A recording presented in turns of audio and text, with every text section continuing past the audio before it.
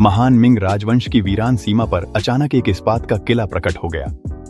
उसके अंदर के लोग न केवल आधुनिक हथियारों का इस्तेमाल करते थे, बल्कि भाप से चलने वाली ट्रेनें और युद्धपोत भी सड़कों पर भरे हुए थे। यह सब इसलिए हुआ क्योंकि मैं समय यात्रा करके झूगांव पू बन गया, झू दी का चौथा बेटा। अपनी साधारण क्षमताओं के साथ मैं मूल रूप से एक स्थिर जीवन जीना चाहता था, लेकिन अनायास ही मैंने राष्ट्रीय समृद्धि के लिए विज्ञान और प्रौद्योगिकी प्रणाली को जागृत कर दिया। भविष्य में मिंग राजवंश को पतन से बचाने के लिए मैंने झूदी को दृढ़ता से एक याचिका प्रस्तुत की, जिसमें ग्योंगजू द्वीप की रक्षा करने का अनुरोध किया। 10 साल का समय लगाकर मैंने आखिरकार द्वीप की तकनीक को भाप युग तक विकसित कर दिया। द्वीप पर हर किसी के पास एक बड़ा एके है, यहाँ तक कि बंदरगाह भी भाप से चलने वाले युद्धपोतों से भरा हुआ है। ठीक जब मैं ऑस्ट्रेलिया में उतरने और अमेरिका में प्रवास कर अपनी प्रतिभा दिखाने की तैयारी कर रहा था, झूदी अचानक सभी को ग्योंगजू द्वीप पर निरीक्षण के लिए ले आए। दूर से केवल सुनसान द्वीप ही दिखाई दे रहा था। इसी समय दूर एक भव्य शहर खड़ा था। उसकी भव्यता कुछ बड़े शहरों से कम नहीं थी। झूदी तुरंत ही स्तब्ध रह गए। इतना बड़ा शहर, क्या आप कह रहे हैं कि यह ग्योंगजू है? अगर आप कहते कि यह हांगझोउ है तो वह भी मान लेते। जब तक झूदी ने ग्योंगजू की जमीन पर कदम नहीं रखा, तब तक वह पूरी तरह से विश्वास नहीं कर पाए। उसने देखा कि जमीन पर एक तरह की स्लेटी मिट्टी थी, जैसी उसने पहले कभी नहीं देखी थी। वह झुका और उसने जमीन को थपथपाया। यह चट्टान की तरह कठोर थी। एक सम्राट होने के नाते उसने तुरंत इसके रणनीतिक महत्व के बारे में सोचा। अगर इसका इस्तेमाल निर्माण में किया जाए तो यह निश्चित रूप से अजेय होगा। झूदी ने प्रशंसा में आह भरी। वह उम्मीद नहीं कर रहे थे कि द्वीप पर आते ही इतनी चमत्कारी सतह मिलेगी। असल में सिर्फ वही नहीं थे, यहां तक कि उनके साथ आए युवराज झू झांजी और दूसरे बेटे हान के राजकुमार झू गांशू ने भी जमीन की ओर देखा। वे खुद को रोक नहीं पाए और जमीन को करीब से देखने के लिए झुक गए। इसके बाद अधिकारी भी एक एक करके बैठ गए और ध्यान से निरीक्षण करने लगे। देखते देखते वे लगातार उसकी तारीफ करने लगे। अचानक एक शालीन हंसी सुनाई दी। देखो उन लोगों को, सच में उन्होंने कभी दुनिया नहीं देखी है। झूदी तुरंत शर्म से लाल हो गए। वे महान मिंग राजवंश के प्रतिष्ठित सम्राट थे। यह पहली बार था जब किसी ने उनके सामने उनका मजाक उड़ाया था। वे जल्दी से उठे और धीमी आवाज में बोले, लगता है कि चौथे बेटे का यह ग्योंगजू साधारण नहीं है। क्या यह सच में वैसा ही है जैसा झू गांशू ने कहा था कि चौथा बेटा ग्योंगजू में गलत इरादों के साथ आया है? लगता है कि इस बार मुझे सच में पूरी तरह से जांच करनी होगी। फिर उन्होंने सबको बताया, इस बार हम गुप्त रूप से द्वीप पर आए हैं। मेरे आदेश के बिना तुम लोग हमारी पहचान उजागर नहीं करोगे, समझे? यह सुनकर सभी चौंक गए और तुरंत एक स्वर में जवाब दिया। फिर झूदी ने फिर से कहा, झांजी, जाकर पता करो। हाँ, लेकिन ज्यादा देर नहीं हुई थी कि उन्होंने देखा झू झांजी एक अधेड़ उम्र के आदमी के साथ आ रहा है। दादाजी, ये सज्जन द्वीप के रिसेप्शनिस्ट हैं। मैंने अभी पूछा भी नहीं था और वे खुद ही पास आ गए। मेरा नाम वू काई है। मैं ग्योंगजू कस्टम्स का रिसेप्शनिस्ट हूं। शायद आप पहली बार ग्योंगजू आए हैं। मुझे नहीं पता कि आप पर्यटन, व्यापार या किसी मित्र से मिलने आए हैं। ग्योंगजू कस्टम्स के रिसेप्शनिस्ट की बात सुनकर झूदी ने फिर से एक भौं उठाई। ग्योंगजू कस्टम्स ऑफिस कब स्थापित हुआ था? मैंने इसके बारे में पहले कभी क्यों नहीं सुना? हम इस द्वीप पर एक मित्र से मिलने आए हैं। मुझे नहीं पता कि इस द्वीप पर कोई नियम है या नहीं। क्या आप हमें बता सकते हैं? ओह, तो आप एक मित्र से मिलने आए हैं, तो यह सुविधाजनक है। वू काई ने दूर खड़ी विशाल कस्टम्स बिल्डिंग की ओर इशारा किया और मुस्कुराते हुए कहा, कृपया मेरे साथ कस्टम्स चलिए ताकि वीजा की प्रक्रिया पूरी की जा सके। जिस व्यक्ति से आप मिलने जा रहे हैं उसका नाम बताइए। यह प्रक्रिया पूरी करने के बाद आप द्वीप में प्रवेश कर सकते हैं। लेकिन यह वीजा नाम की चीज क्या है? जिसे वीजा कहा जाता है वह द्वीप में प्रवेश के लिए एक पास है। झूदी के पीछे खड़े हानलिन अकादमी के महान विद्वान यांग रोंग ने यह सुनते ही जल्दी से अपने समूह का पास अपनी चोगा से निकाल लिया। हम सभी के पास यह पास है। मुझे लगता है कि कोई और प्रक्रिया करने की जरूरत नहीं है। वू काई ने सिर हिलाया और मुस्कुराते हुए कहा, यह पास वह पास नहीं है। मेरे द्वीप का वीजा पास के रूप में काम करने के अलावा उसमें प्रवेश और निकास की तारीख भी होती है। आपको वीजा में दी गई समय सीमा के भीतर द्वीप छोड़ना होगा। अगर आप ऐसा नहीं करते हैं और पकड़े जाते हैं तो आपको तुरंत निर्वासित कर दिया जाएगा। वीजा बनवाना केवल आपकी यात्रा की सुविधा के लिए नहीं है, बल्कि यह भी सुनिश्चित करने के लिए है कि बाहरी लोग अवैध रूप से न ठहरें।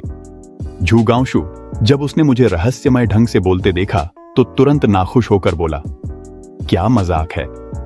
तुम्हारा यह ग्योंग प्रांत का द्वीप कोई धरती का स्वर्ग नहीं है। ऐसा कैसे हो सकता है कि यहां आने के बाद कोई वापस न जा सके?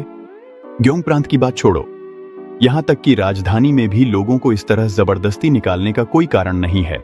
लेकिन इस वू काई ने मुस्कुराते हुए कहा, सर ऐसा मत कहिए सर।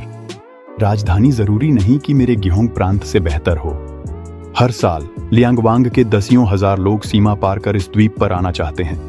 हमारे सीमा शुल्क अधिकारी ऊपर से नीचे तक भी बेहिसाब परेशान होते हैं। हर साल दसियों हजार लोग सीमा पार करते हैं। ये सुनने के बाद जूदी खुद को यांग रोंग की ओर देखने से नहीं रोक सके। उनकी आंखों में पूरी तरह से जांच पड़ताल झलक रही थी।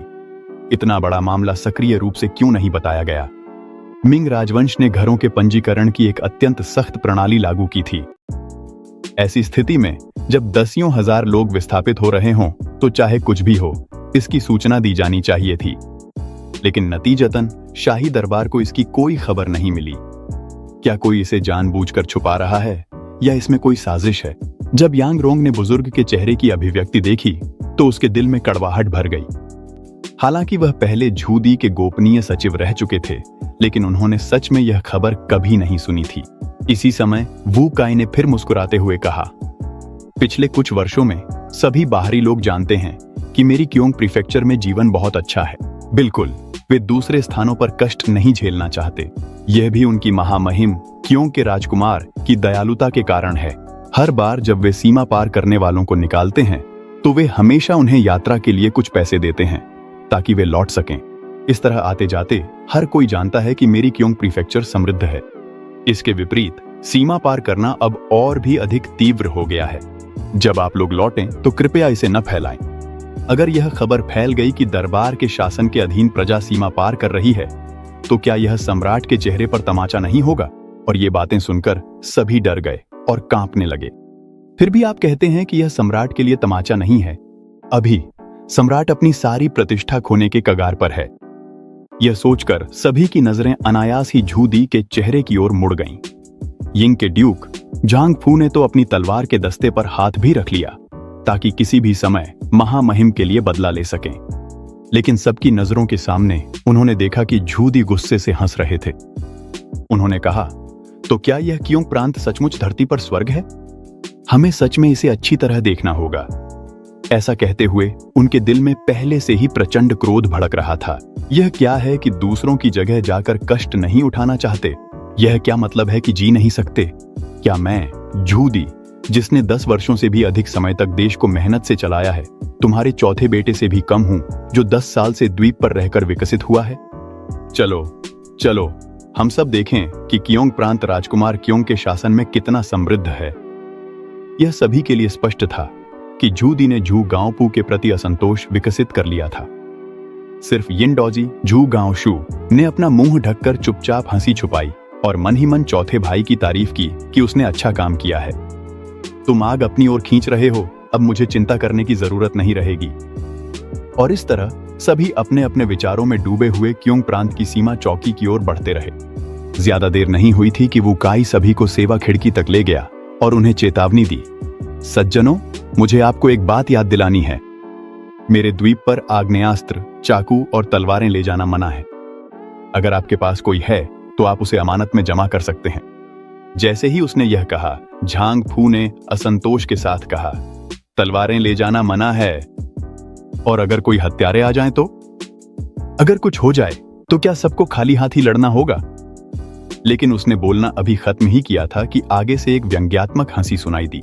उसने देखा कि एक सजी धजी वेशभूषा में एक अधेड़ उम्र का आदमी मुस्कुराते हुए मुड़ा और बोला, क्या आप लोग कहीं और से आए हैं? अब भी तलवारें लेकर चलते हो? हम किस युग में जी रहे हैं? अब हत्याएं तो बंदूकों से होती हैं।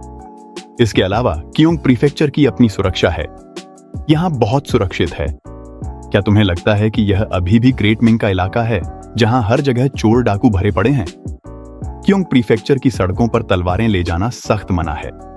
अगर सच में तलवार लेकर घुसे तो जुर्माना भरना पड़ेगा। लेकिन झूदी का ध्यान स्पष्ट रूप से इस पर नहीं था, बल्कि वह विद्वान की ओर मुस्कुराकर बोले, आपकी बातों से तो लगता है कि क्योंकि प्रीफेक्चर के लोग लोहे की चीजें इस्तेमाल नहीं करते। मध्यम आयु के उस व्यक्ति ने उनके शिष्टाचार देखकर समझाया। आजकल द्वीप पर ज्यादातर लोग स्टेनलेस स्टील के चाकू इस्तेमाल करते हैं। वो आपके तलवारों से कहीं बेहतर हैं। बाहरी लोग यहां तलवारें नहीं ला सकते।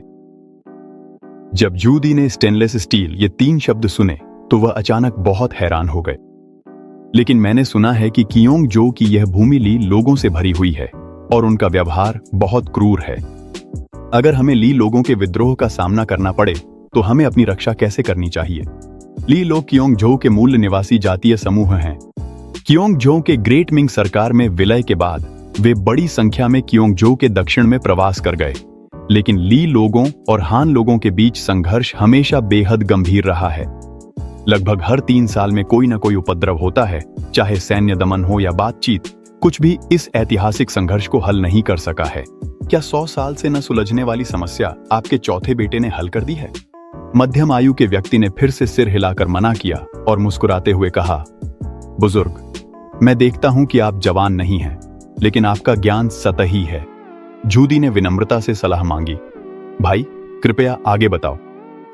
उसी समय मध्यम आयु के व्यक्ति ने फिर से कहा, अब कियोंगजो में कोई ली लोग नहीं हैं। 6 साल पहले हुए सुधार के बाद से ली जाति के लोग हमारे कियोंगजो की एक जातीयता बन गए हैं। अब सभी खुद को ली जाति के हमवतन कहते हैं।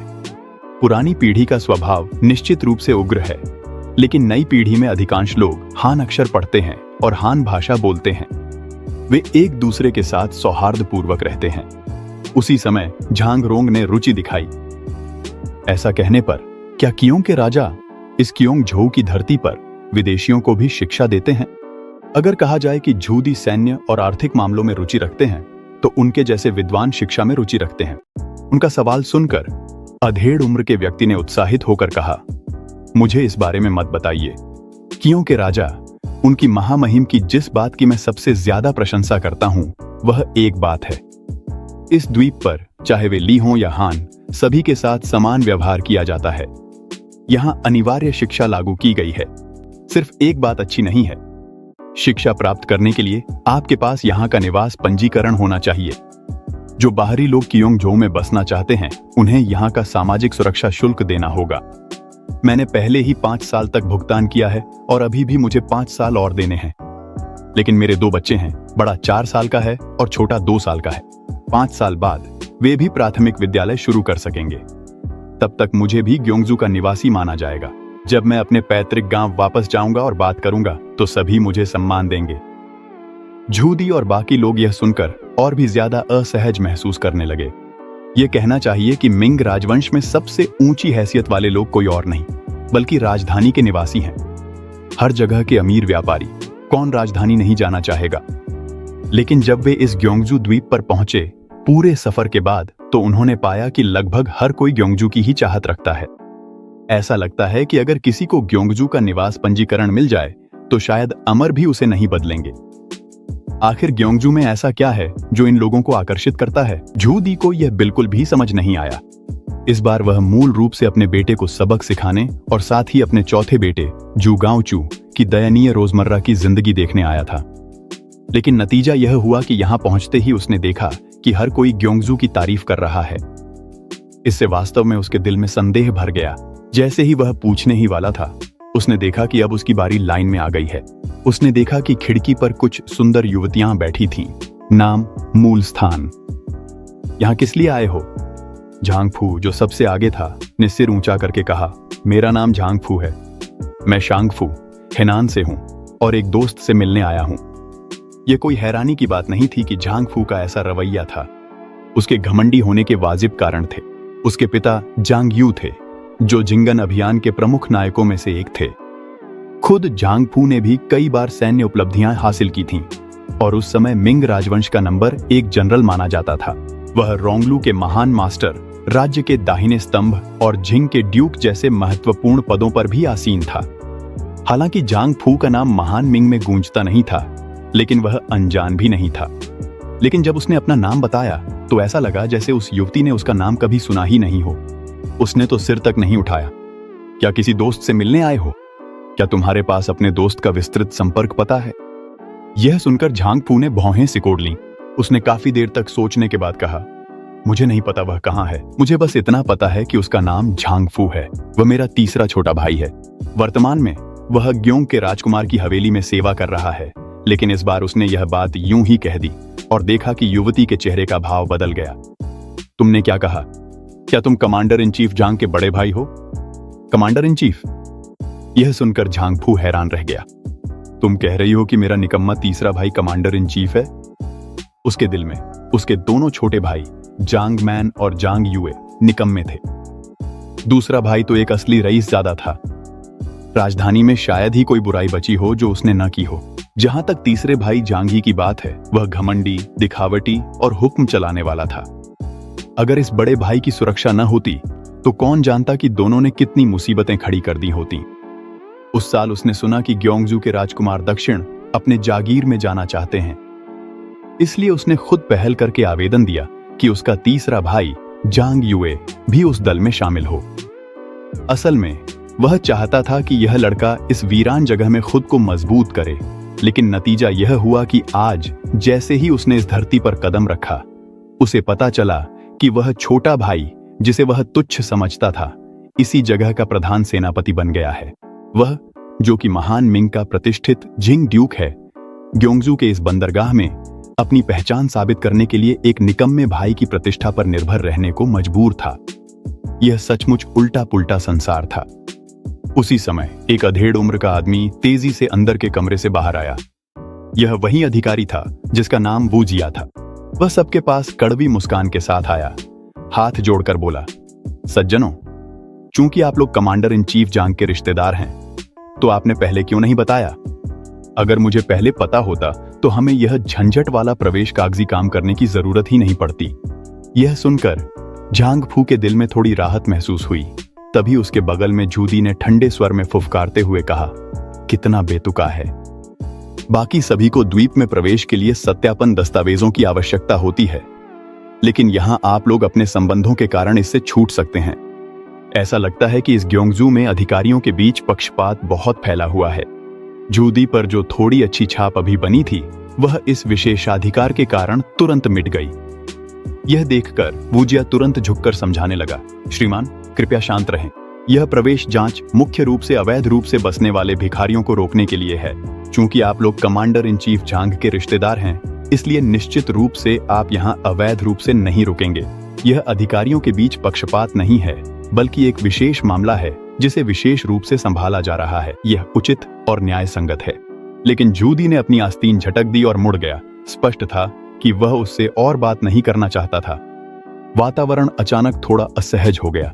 झूझांझी समय पर आगे आया और बीच बचाव किया। श्रीमान, कृपया ध्यान न दें। मेरे स्वामी ने तो बस यूं ही कह दिया था। अगर किसी विशेष मामले में अपवाद किया जा सकता है तो हम इसके लिए आभारी हैं। कृपया हमें चौकी से गुजरने दें। वूजिया ने फिर से हाथ जोड़ लिए। कृपया मेरे साथ आइए। फिर उसने उन्हें सीधे चौकी की ओर ले जाया। जब वे चौकी पर पहुंचे तो सामने का कर्मचारी एक काली लोहे की पट्टिका पकड़े हुए था और उसे लोगों के चारों ओर घुमा रहा था। झूझांझी ने जिज्ञासा से पूछा, माफ कीजिए, यह क्या है? वूजिया मुस्कुराया और बोला, यह एक सुरक्षा जांच है। हम चुंबकों का इस्तेमाल करते हैं ताकि लोग चोरी छिपे द्वीप में नियंत्रित चाकू और तलवारें न ला सकें। लेकिन आप लोग इससे मुक्त हैं। जब तक आप आग्नेयास्त्र नहीं लाए हैं, आप अंदर जा सकते हैं। जू गांवचू ने सीधा मजाक उड़ाया, भला ऐसा सामान कौन अपने साथ लाएगा? हालांकि मिंग राजवंश के पास आग्नेयास्त्र थे, उस समय के 3 नली वाले बंदूकें भारी और भरने में धीमी थीं। बहुत कम लोग इन्हें अपने साथ रखते थे। वूजिया मुस्कुराया और बिना कोई और सवाल किए सभी को सीधे चेक पॉइंट के लॉबी में ले गया। लॉबी में लोग आ जा रहे थे और वहां भीड़ थी। चारों ओर पारदर्शी खिड़कियां थीं। सबसे ज्यादा हैरानी की बात यह थी कि फर्श जेड की तरह चिकना और चमकदार था। शाम की रोशनी में लोगों की परछाई फर्श पर साफ दिखाई दे रही थी। जूदी हैरान था, यह जगह इतनी भव्य कैसे हो सकती है? यह तो सिर्फ कस्टम्स है। अगर तुम्हारा शहर का महल भी ऐसा ही है, तो क्या वह मेरे शाही महल से भी ज्यादा भव्य नहीं होगा? झूगे हुईशु ने मन ही मन सोचा, चौथे भाई ने इतनी भव्यता के लिए जनता का कितना पसीना और आंसू निचोड़ा होगा। यह देखकर वूजिया मुस्कुराया और बोला, ये तो कुछ भी नहीं है। अगर भव्यता की बात करें तो क्योंग के राजकुमार की हवेली नंबर 1 है। जब आप उसे देखेंगे तब जानेंगे कि स्वर्ग क्या होता है। उसी समय जूदी ने ठंडे स्वर में चिल्लाया, महामहिम, महान पूर्वज ताइजू ऑफ द ग्रेट मिंग ने बहुत कठिन जीवन जिया था। सिंहासन पर बैठने के बाद भी वे सादगी और मितव्ययिता से रहते थे। क्योंग के राजा में ऐसी कौन सी योग्यता और प्रतिभा है कि वह यहाँ इतनी भव्यता और फिजूल खर्ची के साथ रह सके। वास्तव में वह एक सच्चा पुरुष कहलाने के योग्य नहीं है। जैसे ही उसने बोलना समाप्त किया, कई ठंडी निगाहें उसकी ओर मुड़ गईं। हमेशा कूटनीतिक रहने वाले वू काई का चेहरा अचानक ठंडा पड़ गया। महोदय, कृपया अपनी भाषा का ध्यान रखें। क्योंगजो में क्योंग के राजा के बारे में एक भी बुरी बात नहीं कही जा सकती। आज क्योंगजो जो कुछ भी है वह पूरी तरह से महामहिम क्योंग के राजा की वजह से है। शुरुआत में क्योंगशान काउंटी बहुत दूर दराज था। जनसंख्या 1 लाख भी नहीं थी। अब यहाँ लगभग 10 लाख लोग हैं। यही राजा थे जिन्होंने विस्थापितों को बुलाने के लिए धन खर्च किया, कार्यशालाएं बनवाईं और लोगों को बसने के लिए मार्गदर्शन किया। यह भी राजा ही थे जिन्होंने, चाहे किसी भी पृष्ठभूमि के हों, आम लोगों को पढ़ाई और प्रशिक्षण के लिए भर्ती किया। अगर क्योंग के राजा न होते तो आज हमें ये सरकारी पद कैसे मिलते? संभवतः हम बहुत पहले ही भूख से मर गए होते। क्योंगजो में किसी के बारे में बुरा बोला जा सकता है, लेकिन क्योंग के राजा के बारे में बुरा नहीं बोला जा सकता। मैं आपके द्वारा अब भी कही गई बातों को भूल जाऊंगा महोदय, लेकिन एक बार जब आप द्वीप में प्रवेश कर लें तो आपको इन्हें दोहराना नहीं चाहिए, अन्यथा आपको इसके परिणाम भुगतने होंगे। जूदी हैरान रह गया। वह सोचता था कि वुकाई एक अवसरवादी चापलूस है। उसे उम्मीद नहीं थी कि केवल चौथे भाई को डांटने पर दूसरा तुरंत अपना चेहरा बदल लेगा। क्या चौथे भाई की क्योंगजो में प्रतिष्ठा वाकई इतनी ऊंची है? दूसरी ओर झूगे हुइशु को आग में घी डालना पसंद था। उसने बार बार पूछा, अगर क्योंगजो में क्योंग के राजा का अपमान किया जाए तो क्या सरकार तुम्हें जेल में डाल देती है? वुकाई ने उसे गंभीरता से देखा। उसने एक एक शब्द कहे, अगर अधिकारियों द्वारा तुम्हें गिरफ्तार किया जाए तो वह तुम्हारी किस्मत होगी। मुझे डर है कि गिरफ्तार होने से पहले ही लोग उन्हें पीट पीट कर मार डालेंगे। याद रखो, क्योंगजो में क्योंग का राजा ही आसमान है। उसका अपमान करना अनिवार्य रूप से जनता के गुस्से को भड़का देगा। इसके बाद वुकाई मुड़कर चला गया। सभी वहीं खड़े रह गए। वुकाई के शब्द लगातार उनके कानों में गूंज रहे थे। क्योंगजो में क्योंग का राजा ही आसमान है। उसका अपमान करना अनिवार्य रूप से जनता के गुस्से को भड़का देगा। बहुत अच्छा, इस बार तो वह दिखावा करने की भी कोशिश नहीं कर रहा। कहना कि तुम्हारा चौथा भाई बगावत नहीं करना चाहता। कौन इस बात पर विश्वास करेगा? जूदी अचानक मुड़ा और यांगरोंग से पूछा, मियां नरेन, इस मामले के बारे में तुम्हारी क्या राय है? यांगरोंग काफी देर तक चुप रहा, फिर हाथ जोड़कर बोला, पूरी स्थिति जाने बिना मैं कोई टिप्पणी नहीं करूंगा। जूदी ने ठंडी मुस्कान दी। जाओ महान विद्वान के पास। दूसरे भाई शांजी, तुम दोनों की क्या राय है? झूगे हुइशु ने तुरंत जवाब दिया, और क्या राय हो सकती है? सेना को जुटाइए पिता, चौथा भाई विद्रोह करने ही वाला है। झू झांझी ने कुछ पल के लिए संकोच किया और फिर बोला, पूरी स्थिति जाने बिना मैं कोई टिप्पणी नहीं करूंगा। महान मिंग की वर्तमान स्थिति जटिल है। सम्राट जियानवेन का पता नहीं है। दरबार में प्रतिभाओं की कमी है। दूसरे चाचा और चौथे चाचा साधारण लोग नहीं हैं। झू झांझी ने बहुत पहले ही अपनी तीक्ष्णता छुपाना सीख लिया था। वह जानता था कि उसके दादा असल में उसके रिश्तेदारों के प्रति उसका रवैया जानना चाहते हैं, न कि उसके असली विचार। यह सुनकर जूदी ने ठंडे स्वर में मुस्कुराते हुए कहा, तुम भी उन्हीं में से हो जो गंदे पानी में मछली पकड़ते हैं। असल में उसे इस बात की चिंता नहीं थी कि क्योंग का राजा विद्रोह करेगा। महान मिंग की नींव क्योंगजो से कहीं अधिक मजबूत है। उसे तो बस जिज्ञासा थी। योंगले के पहले वर्ष में क्योंगजो की पंजीकृत जनसंख्या 4 लाख से भी कम थी। अब केवल क्योंगसहान काउंटी में ही लगभग 10 लाख लोग हैं। सिर्फ 11 वर्षों में यह कई गुना बढ़ गई है। यह सामान्य समझ से परे है। जब सभी लोग अपने अपने विचारों में डूबे हुए थे, यांगरोंग ने कहा, इस मामले का अनुमान लगाना कठिन नहीं है। क्या महामहिम को योंगले के 5वें वर्ष में अनाम की लड़ाई याद है? उसी वर्ष जियाओजी का नया प्रांत स्थापित किया गया था। जनगणना करते समय 2,80,000 परिवार कम पाए गए। कुल मिलाकर 10 लाख लोग।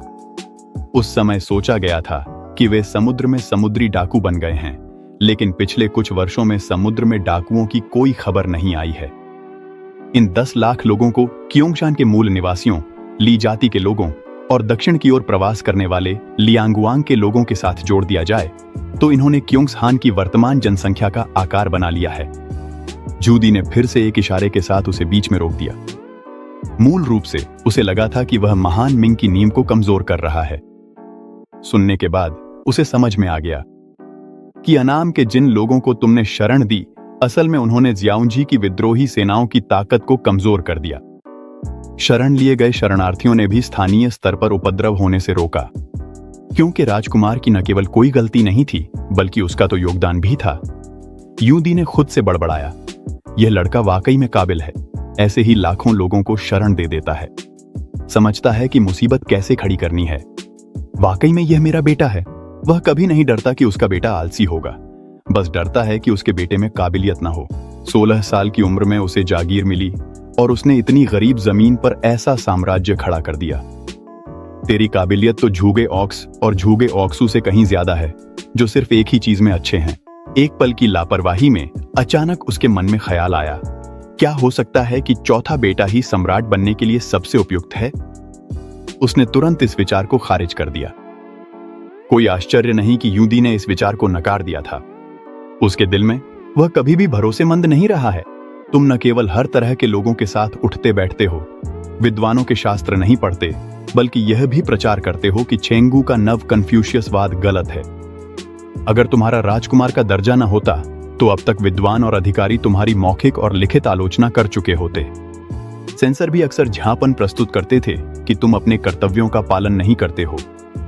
यूदी ने तुम्हें पहले भी डांटा था, लेकिन तुमने न तो उसकी बात मानी बल्कि एक नया विचारधारा स्कूल भी बना डाला, जिसमें ज्ञान और कर्म की एकता की वकालत की और तथ्यों से सत्य की खोज की। तुमने तो यहां तक किया कि कुलीनों के बेटों को खेत जोतने और सुअर पालने के लिए भी ले गए। यूदी की नजर में यह कन्फ्यूशियस विद्वानों के लिए एक शर्मनाक बात है। भले ही तुमने क्योंगसान में कुछ हासिल कर लिया हो, लेकिन तुम्हारे पास सिंहासन विरासत में लेने का बिल्कुल भी कोई मौका नहीं है। सिंहासन को विद्वान अधिकारियों के साथ मिलकर ही शासित किया जाना चाहिए। चेंगू के नव कन्फ्यूशियसवाद का विरोध करना दुनिया के विद्वानों का विरोध करना है। तुम साम्राज्य को संभाल नहीं पाओगे। बुजुर्ग हुआंग, कोई खबर है क्या? वू काई की पुकार ने यूदी के विचारों को वापस ला दिया। यू झांझी पास आकर समझाने लगे, कस्टम विभाग ने झांग निवास पर तार भेजा है। चौथे चाचा दक्षिणी समुद्रों में जनरल चांग के साथ एक नया युद्धपोत आजमा रहे हैं। वापस आने में कुछ दिन लगेंगे, क्योंकि राजकुमार की हवेली ने हमसे संपर्क करने के लिए किसी को भेजा है। जब वह व्यक्ति आएगा, हम द्वीप में प्रवेश कर सकेंगे। बस जनरल चांग से मिलने के लिए कुछ दिन इंतजार करना होगा। यूदी ने सिर हिलाया, बिल्कुल सही समय पर। इन दिनों मैं देखूंगा कि क्योंगसान असल में कैसा है। क्या संपर्क करने वाला व्यक्ति झाओ रुई है? झाओ रुई कियोंग के राजकुमार की हवेली के मुख्य प्रबंधक हैं। झांग यी के साथ वे दो ही विश्वास पात्र हैं जिन्हें तुम साथ लाए थे। वह एकमात्र व्यक्ति भी है जो उनकी पहचान सकता है। यू झांझी ने सिर हिलाया, वह नहीं है। वह कियोंग के राजकुमार की हवेली का एक छोटा अधिकारी है, यू कियान, जो क्यांतांग जेजियांग से है। 3 साल पहले वह नए विचारधारा स्कूल का अध्ययन करने के लिए द्वीप पर आया था। उसने चौथे चाचा यू कियान का विश्वास और सराहना जीत ली थी। शायद वह भी कोई और अनपढ़ निकम्मा होगा। यूदी को इससे ज्यादा फर्क नहीं पड़ा। उसकी नजर में जो कोई भी पहल करके इस विधर्मी नई विचारधारा का अध्ययन करता है, वह जरूर कोई गद्दार और विद्रोही होगा। उसने तुरंत मुख्य बिंदु पकड़ लिया। यह टेलीग्राफ क्या है? यह जगह शहर से बहुत दूर है। दोनों हवेलियों को इतनी जल्दी सूचना देना कैसे संभव है? यू झांझी भी इसका जवाब नहीं दे सका। उसने बस इतना कहा जाता है कि यह हजारों किलोमीटर दूर तक खबर भेज सकता है। झूगे ऑक्सू ने टोकते हुए कहा, इसमें अजीब क्या है? क्या हमारी सीमा पर स्थित अग्निकुंड भी हजारों किलोमीटर दूर तक खबर नहीं पहुंचा सकते? यूदी के स्पष्ट रूप से सोचने से पहले ही वू काई फिर से उनके पास आ गया। श्री यू कियान अगली गाड़ी से आएंगे। सभी लोग मेरे साथ प्लेटफॉर्म पर चलिए ताकि शहर जाने वाली गाड़ी का इंतजार कर सकें। यूदी और बाकी लोग हैरान रह गए। क्या गाड़ियों के भी समय निर्धारित होते हैं? वह वू काई के पीछे पीछे सीमा शुल्क कार्यालय से बाहर चला गया। सभी ने देखा कि प्लेटफॉर्म के नीचे कई रेल की पटरियां थीं। झूगे ऑक्सू ने हैरानी से कहा, अरे ये सब बनाने में तो बहुत सारा लोहा लगा होगा। कच्चा लोहा तो महान मिंग द्वारा नियंत्रित सामग्री है। निजी सैनिकों की भर्ती और हथियार बनाना बहुत महंगा पड़ता है। चौथा, कितना उदार है। वह नीचे जाकर देखने ही वाला था, लेकिन वूकी ने उसे जल्दी से रोक लिया। सर, जल्दी वापस आइए, आप पटरियों के पास नहीं जा सकते, ट्रेन आने ही वाली है। उसने बोलना अभी खत्म ही किया था, दूर से एक तेज गर्जना सुनाई दी। पटरियां कांपने लगी। झूगे ओंक्सू ने मुड़कर देखा। उसने केवल एक काले लोहे के राक्षस को दहाड़ते और आगे की ओर झपट्टा मारते हुए देखा। अरे बाप रे, ये क्या बदतमीजी है। झांग फू ने तुरंत अपना तलवार निकाल ली ताकि झूदी की रक्षा कर सके। वह जोर से चिल्लाया, सम्राट की रक्षा करो, यहां एक राक्षस है। झूदी ने उस विशाल चीज को देखा। वह मन ही मन हैरान था। यह तो एक ट्रेन है, इतना लंबा लोहे का टुकड़ा, और इसे वाहन कहते हैं। झूदी ने अपने सामने खड़ी ट्रेन को देखा। मैं पूरी तरह से स्तब्ध रह गया।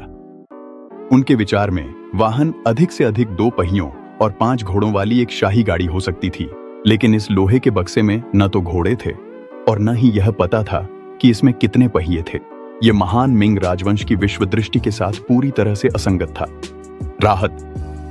दूर से आती झूगेहू की घबराहट भरी चीख ने उसके विचारों को बाधित कर दिया। उसने केवल झूगेहू को पटरियों के किनारे दौड़ते हुए देखा। झूदी ने जल्दी से झांग फू को उसे बचाने का आदेश दिया। झांग फू ने दांत भींचे और पटरियों पर कूद गया। वह झूगेहू की ओर दौड़ा। फिर उसने झूगेहू को गले लगाया और जोर से एक तरफ कूद गया। जैसे ही दोनों पटरियों से बाहर निकले, ट्रेन गरजती हुई निकल गई, जिससे सबकी नजरें रुक गईं। दूसरे ही पल झूदी यह देखकर घबरा गया। वूची ने पसीना पोंछते हुए मुस्कुराकर कहा, कुछ नहीं हुआ, जब तक पटरियों पर नहीं है तब तक कुछ नहीं होगा।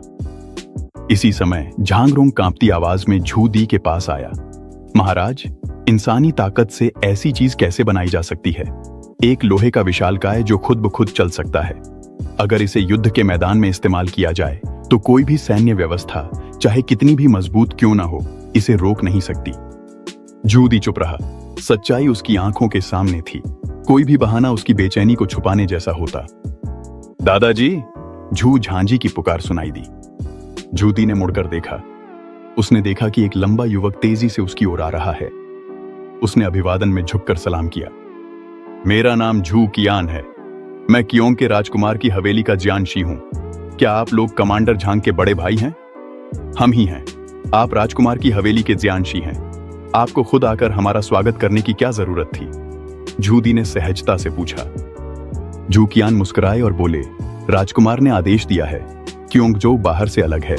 बाहर के अधिकारियों को यहाँ के माहौल में ढलने में कठिनाई होती है। इसके अलावा कमांडर झांग के बड़े भाई जनरल जांग फू यिंग के ड्यूक हैं। वे बिना किसी खास वजह के यहाँ नहीं आते। निश्चित ही सम्राट ने उन्हें कोई फरमान सुनाने के लिए भेजा है, इसलिए मुझे स्वयं आकर उनका स्वागत करना चाहिए था। झूदी ने अपनी आंखें संकरी करते हुए कहा, इस द्वीप पर यिंग के ड्यूक को कोई नहीं जानता, सिर्फ तुम ही जानते हो। क्योंग का राजकुमार बहुत सतर्कता से काम करता है। झू चेन ने सिर हिलाते हुए कहा, क्योंग का राजकुमार सीधा और सम्माननीय है, उसमें कोई विद्रोही मंशा नहीं है। फिर उसे सतर्क रहने की क्या जरूरत है? मैं जनरल झांग को जानता हूँ। ऐसा इसलिए है क्योंकि क्योंगजो आने से पहले ही वह दरबार के मामलों को जानता था। इसके विपरीत राजकुमार और कमांडर झांग को यह नहीं पता था कि जनरल झांग को यिंग का ड्यूक नियुक्त किया गया है। झूदी ने मन ही मन सिर हिलाया और फिर पूछा, तुम मूल रूप से कियांतांग के हो। तुम राजधानी पढ़ाई करने क्यों नहीं गए? सम्राटीय परीक्षा देने के बाद तुम दरबार में सेवा कर सकते थे। झू चेन ने एक और सवाल के साथ जवाब दिया, क्या आप मानते हैं महोदय कि छात्रों को ज्ञान को प्राथमिकता देनी चाहिए? भविष्य अधिक महत्वपूर्ण है, झूदी ने जवाब दिया। स्वाभाविक रूप से ज्ञान सबसे ऊपर है, यही सिद्धांत है, झू चेन ने मुस्कुराते हुए कहा। हालांकि राजधानी में महान विद्वान हैं, उनके पास बहुत अधिक ज्ञान नहीं है। भले ही क्योंगो दूरस्थ है, वहां अद्वितीय प्रतिभा है, जैसे कि क्योंग का राजा। क्योंगजो को छोड़कर राजधानी जाना, पास की चीज को छोड़कर दूर की तलाश करना है। यह ज्ञान की खोज का तरीका नहीं है। झूदी खुश नहीं थे। क्या राजधानी के महान विद्वान क्योंग के राजा जितने अच्छे नहीं हैं? झू चेन के चेहरे पर उदासीन भाव था। वे बातें गलत हैं। मेरी विनम्र राय में न केवल राजधानी के महान विद्वान, बल्कि हुआशिया के हजारों वर्षों के इतिहास में भी किसी के पास क्योंग के राजा जैसा गहरा ज्ञान नहीं रहा है। यहाँ तक कि महान संत कन्फ्यूशियस भी कुछ मामलों में उनकी बराबरी नहीं कर सकते। झूदी ने उन्हें गुस्से से देखा। ये आदमी तो इतनी चापलूसी कर रहा है कि कह रहा है कि महान संत कन्फ्यूशियस भी चौथे राजा जितने अच्छे नहीं हैं। यह सचमुच बहुत बड़ी विधर्मिता है। जैसे ही झू चियन ने अपनी बात पूरी की, झांग रोंग गुस्से में एक कदम आगे बढ़े। क्या घमंडी छात्र है, तुम संत का अपमान करने की हिम्मत कैसे कर सकते हो? झू चियन ने जवाब दिया, मैंने ऐसी कौन सी बात कही है जिससे संत का अपमान हो? झांग रोंग ने कठोर स्वर में कहा, महान संत कन्फ्यूशियस सभी युगों के गुरु हैं। मेंसियस, चूशी और अन्य विद्वान भी कन्फ्यूशियसवाद का सम्मान करते थे। यहां तक कि कियोंग के राजा भी उनकी बराबरी करने की हिम्मत नहीं करते। और फिर भी तुम कहते हो कि महान संत कन्फ्यूशियस कियोंग के राजा जितने अच्छे नहीं हैं। यह तो किसी की चापलूसी करके किसी और को नुकसान पहुंचाना है। तुम न तो महान संत कन्फ्यूशियस का सम्मान करते हो और न ही कियोंग के राजा का। क्या तुम अपना अपराध स्वीकार करते हो? मालिक, आपने ठीक से नहीं सुना। झू कियान का चेहरा शांत था। मैंने कहा था कि महान संत कन्फ्यूशियस के भी कुछ ऐसे पहलू हैं जिनमें वे तुलना नहीं कर सकते, न कि वे बिल्कुल भी तुलना नहीं कर सकते। पहला वाक्य यह दर्शाता है कि कुछ ऐसे क्षेत्र हो सकते हैं जिनमें वे तुलना नहीं कर सकते। दूसरा वाक्य पूरी तरह हीनता को दर्शाता है। इन दोनों में जमीन आसमान का फर्क है। झांग रोंग अब भी संतुष्ट नहीं था।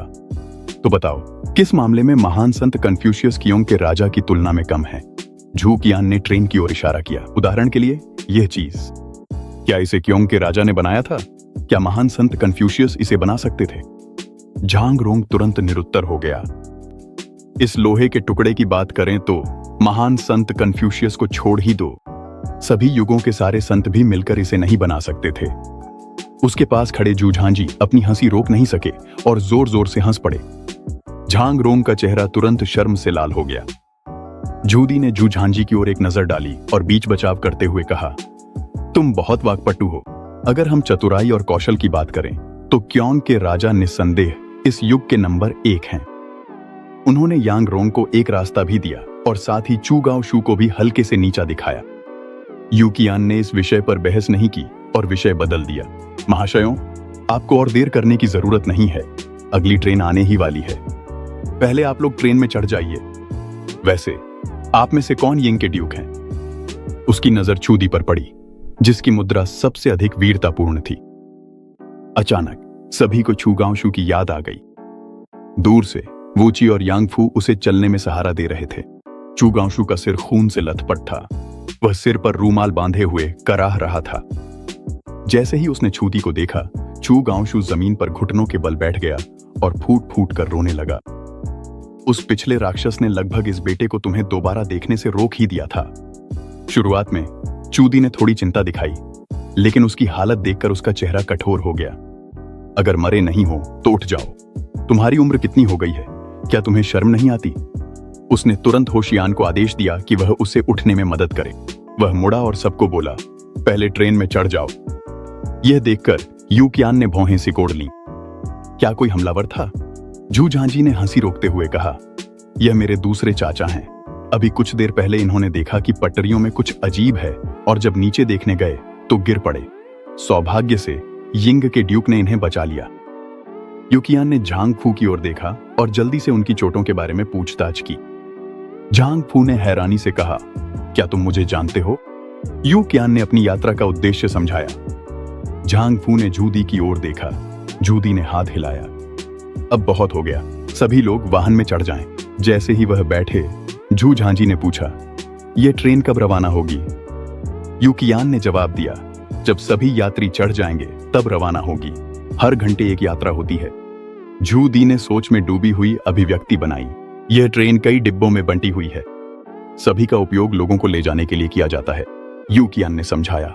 मवेशी, अनाज, कोयला भी ले जाया जा सकता है। हाल ही में पर्यटन का सीजन है, इसलिए मुख्य रूप से लोगों को ले जाया जाता है। जूदी सीधे मुद्दे पर आ गए। अगर इसे अनाज से भर दिया जाए तो यह कितना ले जा सकता है? यू कियान ने कुछ पल के लिए मन ही मन हिसाब लगाया।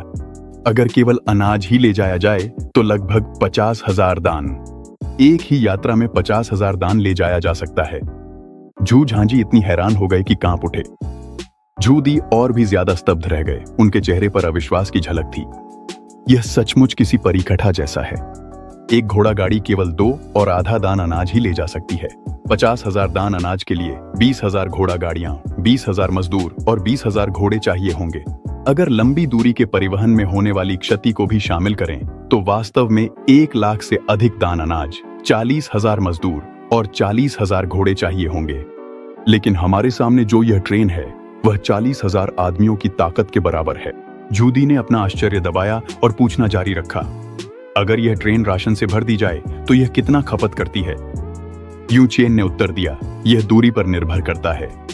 कोयले से भरा एक डिब्बा 200 मील चल सकता है। 1 मील में 500 यिन कोयला खर्च होता है। यह वाहन कोयला जलाता है। जूदी ने अपनी आंखें थोड़ी सिकोड़ ली। वह कोयले को बहुत पहले से जानता था, यहां तक कि बचपन से ही।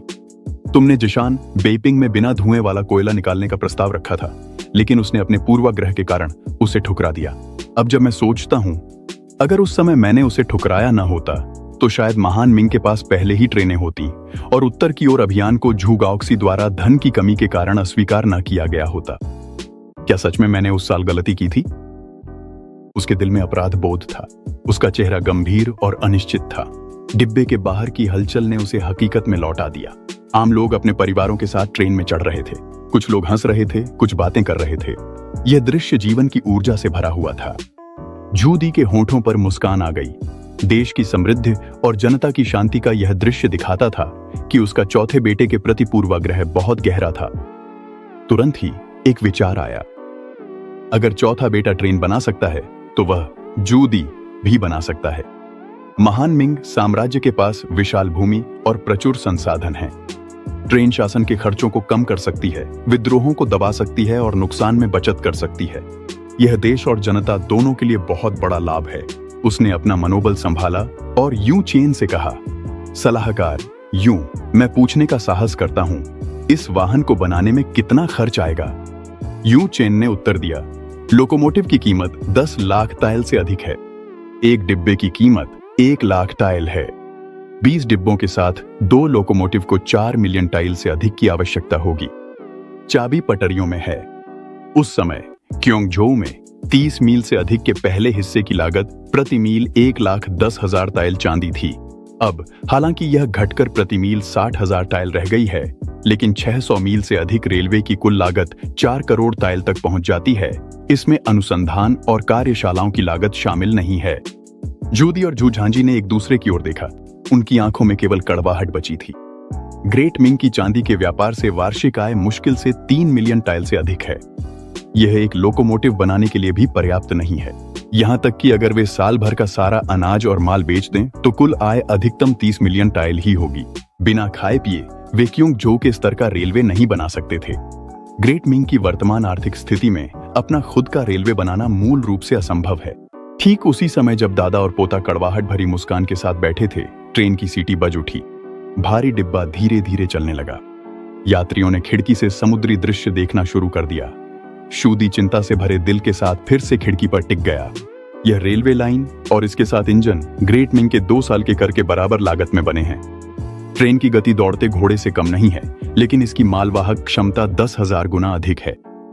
जो मानव और भौतिक संसाधन बचाए जा सकते हैं उनकी कोई गिनती नहीं है, लेकिन निर्माण लागत ने उसे संदेह में डाल दिया। ग्रेट मिंग का खजाना इतनी बड़ी निवेश को शायद ही सहन कर सकेगा। इसके अलावा इस परियोजना के परिणाम दिखने में कई साल लग जाएंगे। दरबार में इसका विरोध निस्संदेह बहुत बड़ा होगा, और फिर भी तुमने इसे गरीब ग्योंगजू के साथ कर दिखाया। यह देखकर वह हैरान और उलझन में पड़ गया। उसकी यादों में वह युवा, उसमें इतनी दृढ़ता कैसे हो सकती थी? गौरव और संपत्ति को त्याग कर दक्षिणी सीमा पर शून्य से शुरुआत करना। अचानक उसे एहसास हुआ कि उसने अपने इस बेटे को कभी वास्तव में समझा ही नहीं था। वह अपने बेटों पर भी ऐसे अविश्वास करता था जैसे वे चोर हों, जिससे पारिवारिक मामले और भी जटिल हो जाते थे। जब उसकी अंतरात्मा उसे कचोट रही थी, उसने भारी आवाज में पूछा, चौथे भाई ग्योंग के राजा, इन वर्षों में जीवन आसान नहीं रहा होगा, है ना? यू कियान ने भावुक होकर कहा, आम लोग अफवाहें उड़ाते हैं कि ग्योंग के राजा ने कई बार खतरे का सामना किया है। जमीन पर कब्जा करते समय उसे कीड़ों और सांपों ने काटा और घायल किया। ली विद्रोह को दबाते समय वह स्वयं खतरनाक स्थानों पर गया और समुद्री डाकुओं से लड़ते हुए कई बार घायल हुआ। लेकिन हर बार वह सबसे आगे बढ़ता और कहता, प्राचीन सोंग राजवंश शाही परिवार की कमजोरी के कारण गिर गया। मिंग राजवंश की शुरुआत स्वर्ग के पुत्र की ताकत से हुई थी। अब जब स्वर्ग का पुत्र राष्ट्र के द्वारों की रक्षा कर रहा है तो हम कैसे पीछे रह सकते हैं। शूदी स्तब्ध होकर सुन रहा था। उसके होंठ हिल रहे थे लेकिन कोई शब्द नहीं निकल रहे थे। स्वर्ग का पुत्र राष्ट्र के द्वारों की रक्षा कर रहा है। 5 शब्दों ने ठीक ठीक उसके उन विचारों को व्यक्त किया जो राजधानी को बेइपिंग स्थानांतरित करने और उत्तर की ओर अभियानों के मूल उद्देश्य से जुड़े थे। वह केवल घास के मैदान की जनजातियों को हराना और उत्तरी सीमा पर लोगों की शांति की रक्षा करना चाहता था, लेकिन पूरी दरबार, चाहे वे नागरिक हों या सैन्य, उसे युद्ध प्रिय कहती थी। युवराज उसे समस्याएं पैदा करने के लिए आलोचना करता था। सिर्फ यह बेटा, जो दूर दक्षिणी सीमा पर था, उसे समझता था। उसने बहुत कुछ सहा है। शूदी ने एक लंबी सांस ली। जटिल भावनाओं के साथ और बिना कुछ कहे उसके पास खड़े शू झांगजी ने देखा कि उसके दादा ठीक नहीं हैं और वह विषय बदलने ही वाला था कि अचानक उसने खिड़की की ओर इशारा किया। अरे नहीं, वहां आग लगी है। सभी ने दूर देखा और देखा कि खेत के बीच में एक इमारत से घना धुआं निकल रहा है। शू गांव हैरानी से देख रहा था, जैसे कोई तमाशा देख रहा हो। शूदी ने भौहें सिकोड़ ली और यू चेन से कहा, आग को जल्दी बुझाना होगा, फसलों को जलने मत देना। लेकिन यू चेन शांतिपूर्वक मुस्कुराया। चिंता मत कीजिए सज्जनों, वह आग नहीं है, वह ग्योंगजू की स्टील फैक्ट्री है जो स्टील बना रही है। सभी लोग हैरान रह गए, यह देखकर उत्सुक थे कि इस स्तर की स्टील उत्पादन कितनी विशाल है। ट्रेन गुजर गई। सभी ने स्टील फैक्ट्री की विशाल चिमनियों को धुआं छोड़ते देखा, जिसका पैमाना ग्रेट मिंग के 13 लोहे के कारखानों से कहीं अधिक था। शूदी खुद को पूछने से रोक नहीं सका, ऐसी एक स्टील फैक्ट्री एक साल में कितना कच्चा लोहा और स्टील बना सकती है। यू कियान ने सीधे कहा, ग्योंगजू में वर्तमान में 5 स्टील फैक्ट्रियां हैं। पिछले साल उन्होंने 9 लाख टन स्टील का उत्पादन किया, जो लगभग 1800 करोड़ येन के बराबर है। इस साल 1 मिलियन टन तक पहुंचने की उम्मीद है। इन शब्दों ने सभी को स्तब्ध कर दिया। शू गांवशू और भी ज्यादा कांप रहा था।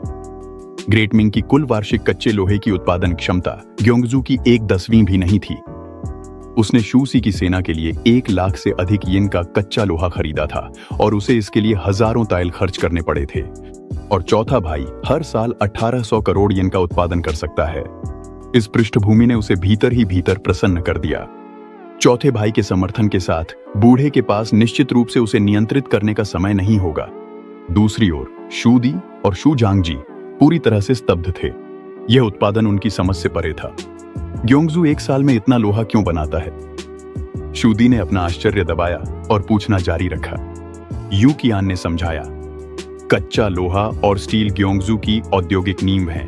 रेल, ट्रेनें, मशीनरी, रोजमर्रा के बर्तन, यहां तक कि निर्माण कार्यों में भी इनकी जरूरत होती है, जैसे कस्टम हाउस और बंदरगाह के निर्माण में। इनमें 10,000 टन स्टील का इस्तेमाल हुआ है।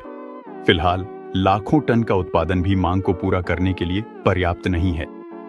शूदी स्तब्ध रह गया। उसने कभी नहीं सोचा था कि लोहे का इस्तेमाल घर बनाने में भी हो सकता है, लेकिन जब उसने ग्योंगजू की वास्तुकला को अपनी आंखों से देखा तो पाया कि लोहे को जोड़ने से इमारत वाकई ज्यादा मजबूत हो जाती है। बस अगर भविष्य में उसके वंशजों को युद्ध करना पड़े तो इतनी मजबूत रक्षा को कैसे तोड़ा जा सकेगा? उसका दिल और भी ज्यादा चिंताओं से भर गया। शू झांगजी को एहसास हुआ कि उसका चौथा चाचा कितना डरावना था और उसने खुद फैल करके पूछा कि ग्योंगजू को इतना लोहा कहां से मिलता है। यू कियान ने जवाब दिया कि ग्योंगजू के पास पहले से ही खदानें थीं। ग्योंग के राजा ने खोजबीन के दौरान एक संबंधित लौह खदान की खोज की थी। इसके अलावा वह एक खुली खदान थी। सिर्फ ऊपरी परत हटानी होती थी और फिर उसे निकाला जा सकता था। भंडार लगभग 400 मिलियन टन के हैं। वर्तमान गति से इसे कई दशकों तक निकाला जा सकता है। शू झांगजी का दिल भारी हो गया। उस चौथे चाचा की योजनाएं बहुत गहरी और दीर्घकालिक थीं, लेकिन खनिज एक दिन खत्म हो ही जाएंगे। यू कियान ने विषय बदल दिया। ग्योंग का राजा पहले ही दक्षिण की ओर ऑस्ट्रेलिया की तरफ बढ़ने की योजना बना रहा है। अफवाह है कि वह स्थान नान्यांग के दक्षिण में है, जिसकी लंबाई 10,000 मील है और वहां खनिजों की अत्यधिक प्रचुरता है। भविष्य में ग्योंगजू के अधिकांश लोग वहीं बस जाएंगे। क्या ग्योंग का राजा ऑस्ट्रेलिया में बसना चाहता है? झूदी और झू झांजी दोनों एक साथ चौंक गए। क्या चौथे भाई का बिल्कुल भी इरादा ग्रेट मिंग लौटकर विद्रोह करने का नहीं था, बल्कि वह बाहर जाकर अन्वेषण करना चाहता था? पहले की चिंताएं शायद व्यर्थ थीं। इस समय झूदी को डर था कि तुम विद्रोह करोगे और साथ ही यह भी डर था कि तुम विद्रोह नहीं करोगे। झूदी के लिए ग्रेट मिंग साम्राज्य जिसे बनाने में उसने इतनी मेहनत की थी, अगर उसका सबसे छोटा बेटा उसे ऑस्ट्रेलिया से भी कमतर समझता है तो यह न केवल उसकी विरासत को नकारना है बल्कि उसके अपने प्रयासों को भी नकारना है। उसके दिल में राहत भी थी और निराशा भी। झू झांझी के लिए उसने अभी अभी अपने चौथे चाचा को सिंहासन के लिए प्रतिद्वंद्वी के रूप में देखा था और अब दूसरा व्यक्ति प्रवास करना चाहता था। उसे लगता था कि सिंहासन के लिए उसकी अपनी लड़ाई तुच्छ है और साथ ही उसे शक भी था कि यह सब एक दिखावा है। आखिरकार हुआशिया में युद्ध में छल कपट की कला को महत्व दिया जाता है। ग्योंगजू की इस्पात उत्पादन ने उसे सतर्क रहने के लिए मजबूर कर दिया था, इसलिए झू झांझी ने सवालों के साथ दबाव डाला। सलाहकार, क्या मैं पूछ सकता हूं ऑस्ट्रेलिया कहां है? युकियान ने उत्तर दिया, अफवाह है कि यह बोर्नियो देश के दक्षिण पूर्व में स्थित है। ग्योंग का राजा पहले ही वहां की स्पष्ट रूप से खोज कर चुका है। यह ग्योंगजू से 5000 ली से अधिक और बोर्नियो के टिमोर द्वीप से 600 ली से अधिक दूर है। जूदी ने भौहें सिकोड़ लीं। नानयांग के बारे में ग्रेट मिंग का ज्ञान मुख्य रूप से झेंगहे की यात्राओं से आया था। झेंगहे कभी दक्षिणी गोलार्ध में नहीं गया था, तो बोर्नियो के दक्षिण में कोई महाद्वीप कैसे हो सकता है? यांगरोंग, जो अब तक चुप था, अचानक उठ खड़ा हुआ। आप भूल गए हैं मेरे स्वामी, 4 साल पहले जब झेंगहे दरबार में लौटा था तो उसने एक सुनहरा खरगोश पेश किया था जो लगभग एक इंसान जितना ऊंचा था और उसके पेट में एक थैली थी। बोर्नियो के दूत ने कहा था कि यह खरगोश दक्षिण की एक बड़ी द्वीप से आया है। यह द्वीप बड़ा है, लेकिन वहां बहुत सारे रेगिस्तान हैं और पालदार जहाजों के लिए वहां पहुंचना मुश्किल है। झेंगहे ने कभी इसका अन्वेषण नहीं किया। निश्चित रूप से ग्योंग के राजा जिस ऑस्ट्रेलिया की बात कर रहे हैं वह यही द्वीप है। युकियान ने सिर हिलाकर पुष्टि की। झूदी अब भी संदेह में था। अगर वह एक रेगिस्तान है तो वहां प्रवास कैसे किया जा सकता है? युकियान ने समझाया, इस द्वीप के केवल उत्तर में ही रेगिस्तान है। दक्षिण में बारिश होती है, भूमि उपजाऊ है और यह करोड़ों लोगों का भरण पोषण कर सकती है। इसके अलावा रेगिस्तान के नीचे कई खदानें हैं। इस द्वीप का सोने का उत्पादन दुनिया में सबसे अधिक है। ऑस्ट्रेलिया में प्रवास करना केवल एक अस्थायी योजना है। ग्योंग के राजा की योजनाओं में एक बार जब ऑस्ट्रेलिया में आधार स्थापित हो जाएगा तो स्वर्ण महाद्वीप में भी प्रवास शुरू किया जाएगा। यह एक महाद्वीप है जो सुदूर पूर्व की भूमि में स्थित है। भूमि समतल है और मिट्टी उपजाऊ है। यह सैकड़ों करोड़ लोगों का भरण पोषण कर सकती है और यहाँ के खनिज ऑस्ट्रेलिया से भी अधिक प्रचुर मात्रा में हैं। यह सुनकर सभी लोग स्तब्ध रह गए। यू गांशु बड़बड़ाया, क्या स्वर्ण महाद्वीप सचमुच अस्तित्व में है? क्या वहां हर जगह सोना ही सोना है?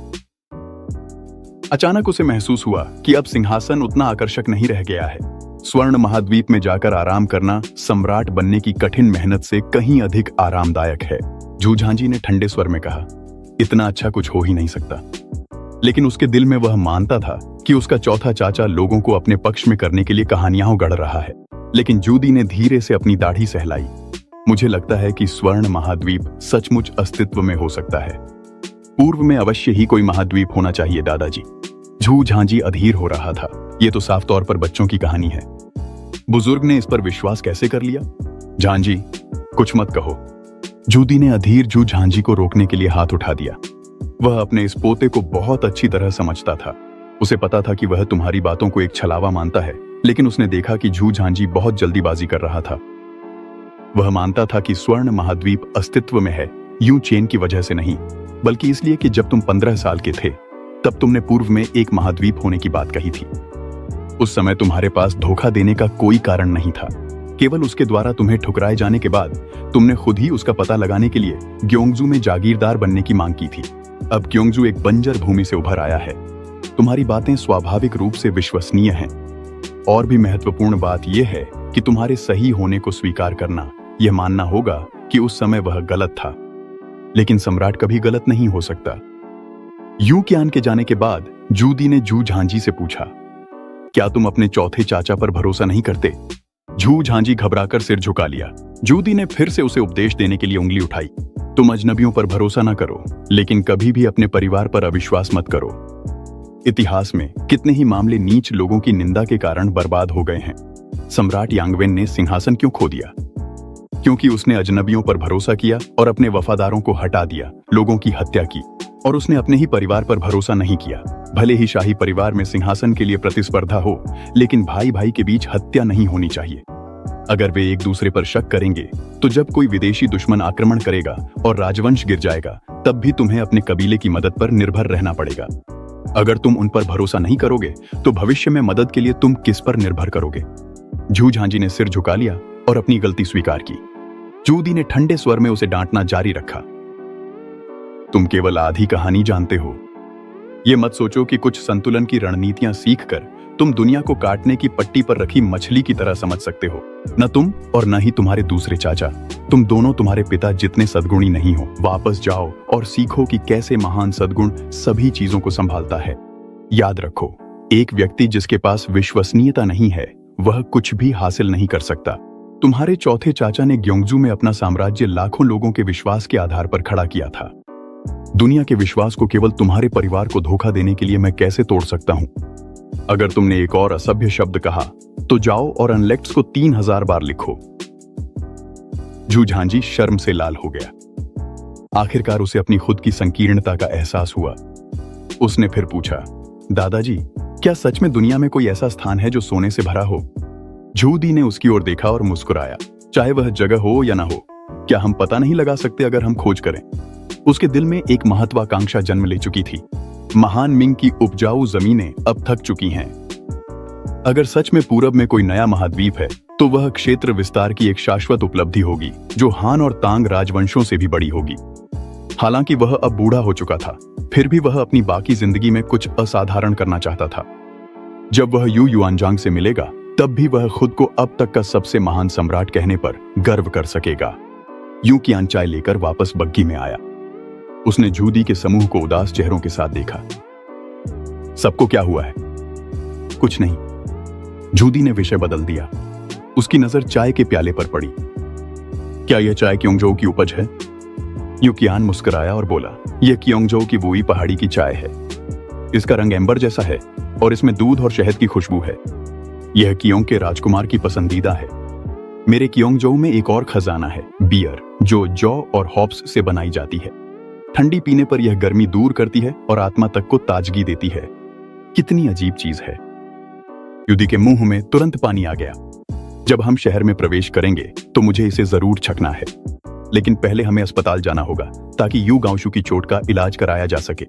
यू कियान ने पीछे की पंक्ति में बहती खून वाली चोट की ओर इशारा किया।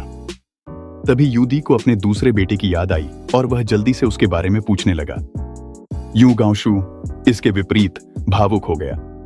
पिता, चलिए पहले पीने चलते हैं। यूदी ने हल्की सांस ली। उसने सोचा कि भविष्य में उसे गोल्डन कॉन्टिनेंट भेजेगा ताकि वह वहां का क्षेत्र बढ़ा सके। दृढ़ मन बनाकर यूदी यू कियान की ओर मुड़ा। क्योंगजो में प्रवेश करना सच में नजरिया खोल देता है। यह सब तो सिर्फ टेलीग्राफ, घाट, निर्माण सामग्री और ऐसी ही चीजें हैं। मैं अभी भी यू कियान से एक स्पष्टीकरण चाहता हूं। इस टेलीग्राफ के बारे में बात करना वाकई डरावना है। यू कियान ने सीधे कहा, पृथ्वी एक बड़ा गोला है जिसके चुंबकीय ध्रुव हैं। चुंबकत्व से बिजली उत्पन्न होती है, गर्मी बिजली में बदल जाती है। टेलीग्राफ सूचना भेजने के लिए विद्युत धारा पर आधारित है। वर्तमान में क्योंगजो में 60 से अधिक टेलीग्राफ हैं जो पूरे क्षेत्र को कवर करते हैं। कस्टम विभाग ने पहले ही मुझे इसके माध्यम से आपकी आगमन की सूचना दे दी थी। वर्तमान में यह 100 या 200 मील की दूरी तक संदेश भेज सकता है। कुछ ही वर्षों में 1000 मील तक संदेश भेजना संभव हो जाएगा। इन शब्दों ने सभी को हैरानी से एक दूसरे की ओर देखने पर मजबूर कर दिया। यूदी और भी ज्यादा हैरान था। क्योंगजो की तकनीक ग्रेट मिंग की तुलना में कहीं अधिक उन्नत है। उसने चुपचाप एक निर्णय लिया। वापस जाकर वह अधिकारियों को दक्षिण भेजेगा ताकि वे यह तकनीक सीख सकें।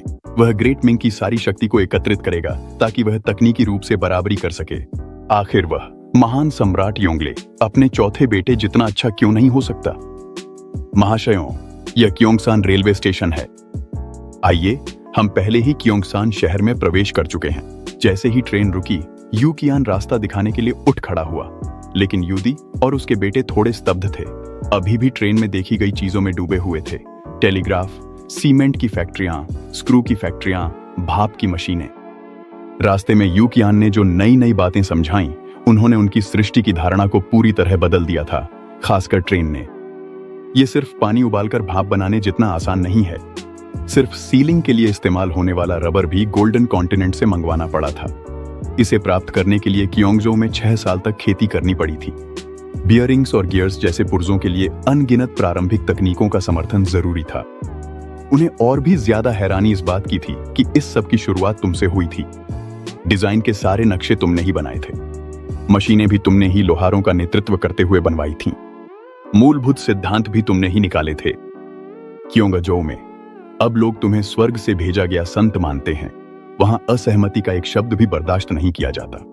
चौथा बेटा पहले सिर्फ कन्फ्यूशियसवाद ही पढ़ता था। उसके पास ऐसी क्षमताएं कैसे हो सकती हैं? जितना ज्यादा यूदी सोचता गया उतना ही उसे शक होता गया। ट्रेन से उतरने के बाद उसने यू गांशु को रोक लिया। क्या उस समय तुम्हें उसमें कुछ असामान्य नजर आया था? यू गांशु ने बेचैनी में अपना सिर पकड़ लिया। मैं तो सारा वक्त सैन्य छावनी में ही रहता था। मैं उसके साथ ज्यादा समय नहीं बिताता था। मुझे बस इतना याद है कि जब मैं उसे घुड़सवारी सिखा रहा था तो उसने कहा था कि उसने अपनी पिछली जिंदगी की बुद्धि विरासत में पाई है। मुझे लगा था कि वह बकवास कर रहा है। अब लगता है कि यह सच में मुमकिन है। यूदी ने 2 शब्द बुदबुदाए, पिछली बुद्धि। उसने एक सुनहरी गोली निकाली और उसे निगल लिया। यू गांशु ने लालच में एक गोली मांगी। जैसे ही उसने उसे संभाला, उसने यू कियान को पुकारते सुना, गाड़ियां तैयार हैं। पहले हम अस्पताल जाकर घावों का इलाज करवाएंगे, फिर खाना खाएंगे। स्टेशन से बाहर निकलते ही सब हैरान रह गए। 4 या 5 मंजिलों वाली इमारतें क्रमबद्ध तरीके से सजी हुई थीं। सीमेंट की सड़क पर ट्रैफिक पानी की तरह बह रहा था। लोगों की भीड़-भाड़ के बावजूद कहीं भी गंदगी नहीं थी। यह समृद्धि का एक ऐसा दृश्य था जैसा पहले कभी नहीं देखा गया था। यूदी ने आह भरी कि दक्षिणी प्रदेशों में ऐसी समृद्धि हो। यू चेन ने समझाया, यह नया शहर है। पुरानी जगह अब भी एक छोटे से काउंटी जैसी ही है। फिर वह शूदी के साथ बग्घी में चढ़ गई। बग्घी के अंदर शूदी ने खिड़की के बाहर एक लड़की के चोंगसम को देखा और भौहें सिकोड़ लीं। एक लड़की का अपनी टांगें दिखाना कैसी शिष्टता है। यू चेन मुस्कुराई और बोली, कियोंगजो में साल भर गर्मी रहती है। कियोंग के राजा ने इस चोंगसम को स्थापित किया था। यह पहले की छाती दिखाने की प्रथा से कहीं अधिक शालीन है। तभी शूदी ने सिर हिलाया, लेकिन उसकी ध्यान फिर से शू गांशु की हैरानी भरी चीख पर चला गया। सड़क के किनारे एक लड़की चोंगसम पहने खड़ी थी। उसकी टांगें एक पारदर्शी कपड़े में लिपटी थीं, जिससे उसकी पतली काया और भी उभर रही थी। सलाहकार, ये उसकी टांगों पर क्या है? शू गांशु की नजरें टिकी हुई थीं। ये इस साल की नई रेशमी जुराबें हैं।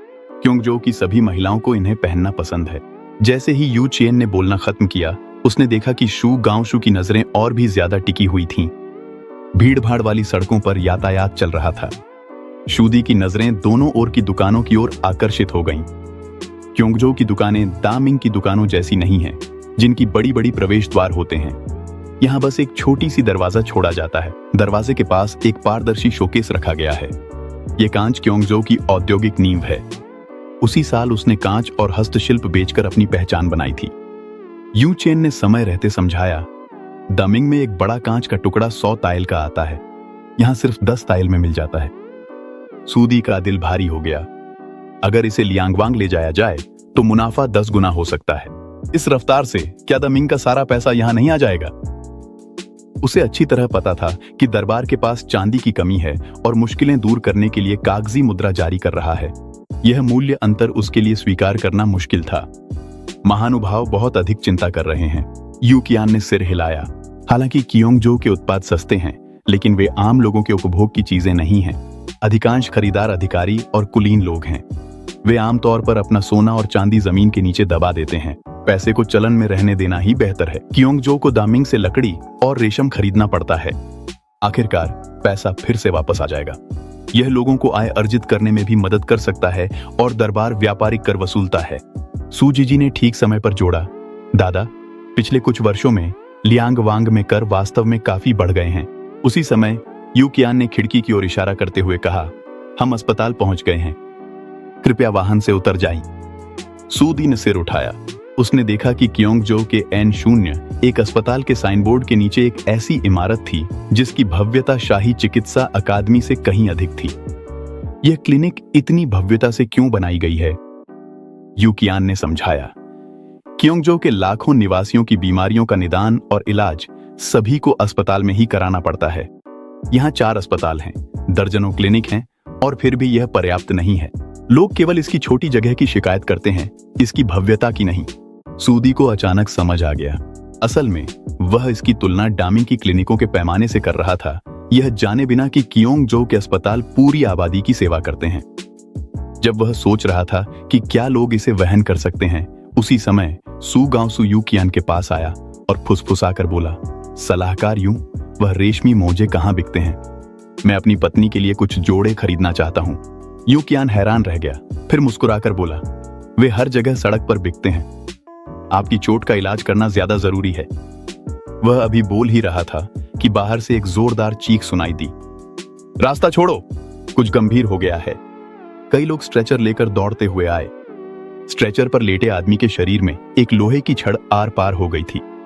सूदी ने भौहें सिकोड़ लीं। ऐसी चोट के साथ बेहतर होगा कि उसे शांति से आराम करने दिया जाए, उसे और तकलीफ देने की जरूरत नहीं है। आसपास के लोग तुरंत उसकी ओर देखने लगे। यूकियान जल्दी से उसके कान में फुसफुसाया, मालिक, इतनी आसानी से कुछ मत कहिए। ऐसी चोट को कियोंगजो में अब भी बचाया जा सकता है। मानव जीवन सबसे महत्वपूर्ण है, ये कोई मजाक की बात नहीं है। क्या ऐसी चोट भी बचाई जा सकती है? सूदी की भौहें तुरंत ऊपर उठ गईं। सूदी ने अस्पताल की ओर देखा, अब भी अपना संदेह छुपा नहीं पा रहा था। क्या इस अस्पताल में कोई ऐसा दिव्य चिकित्सक है जो मरे हुओं को जिंदा कर सके और मांस व हड्डियों को फिर से बना सके? ऐसा नहीं है। यूकियान ने सिर हिलाया। कियोंगजो में केवल कियोंग के राजा को ही दिव्य चिकित्सक कहा जा सकता है। अस्पताल में ज्यादातर लोग मेडिकल स्कूल के स्नातक हैं। गंभीर बीमारियों का इलाज करना मुश्किल हो सकता है, लेकिन हल्की बीमारियां कोई समस्या नहीं है। पहले घायल व्यक्ति का इलाज कियोंग के राजा के पहले बैच के छात्रों द्वारा किया जाएगा। उनकी चिकित्सकीय क्षमताएं काफी अच्छी हैं। यह कहने के बाद यूकियान आपातकालीन सर्जरी के पंजीकरण काउंटर पर गया। सूदी उस पंजीकरण फॉर्म को देखता रह गया जो उसे खिड़की से दिया गया था। एक और सवाल उठा, यह पंजीकरण किस लिए है? यह नाम दर्ज करने और परामर्श के लिए कतार को सुविधाजनक बनाने के लिए है। इसमें लागत भी शामिल है। यूकियान ने समझाया, सामान्य शुल्क 5 वेन है, आपातकालीन शुल्क 50 वेन है। सूदी का दिल थोड़ा सा धड़क उठा।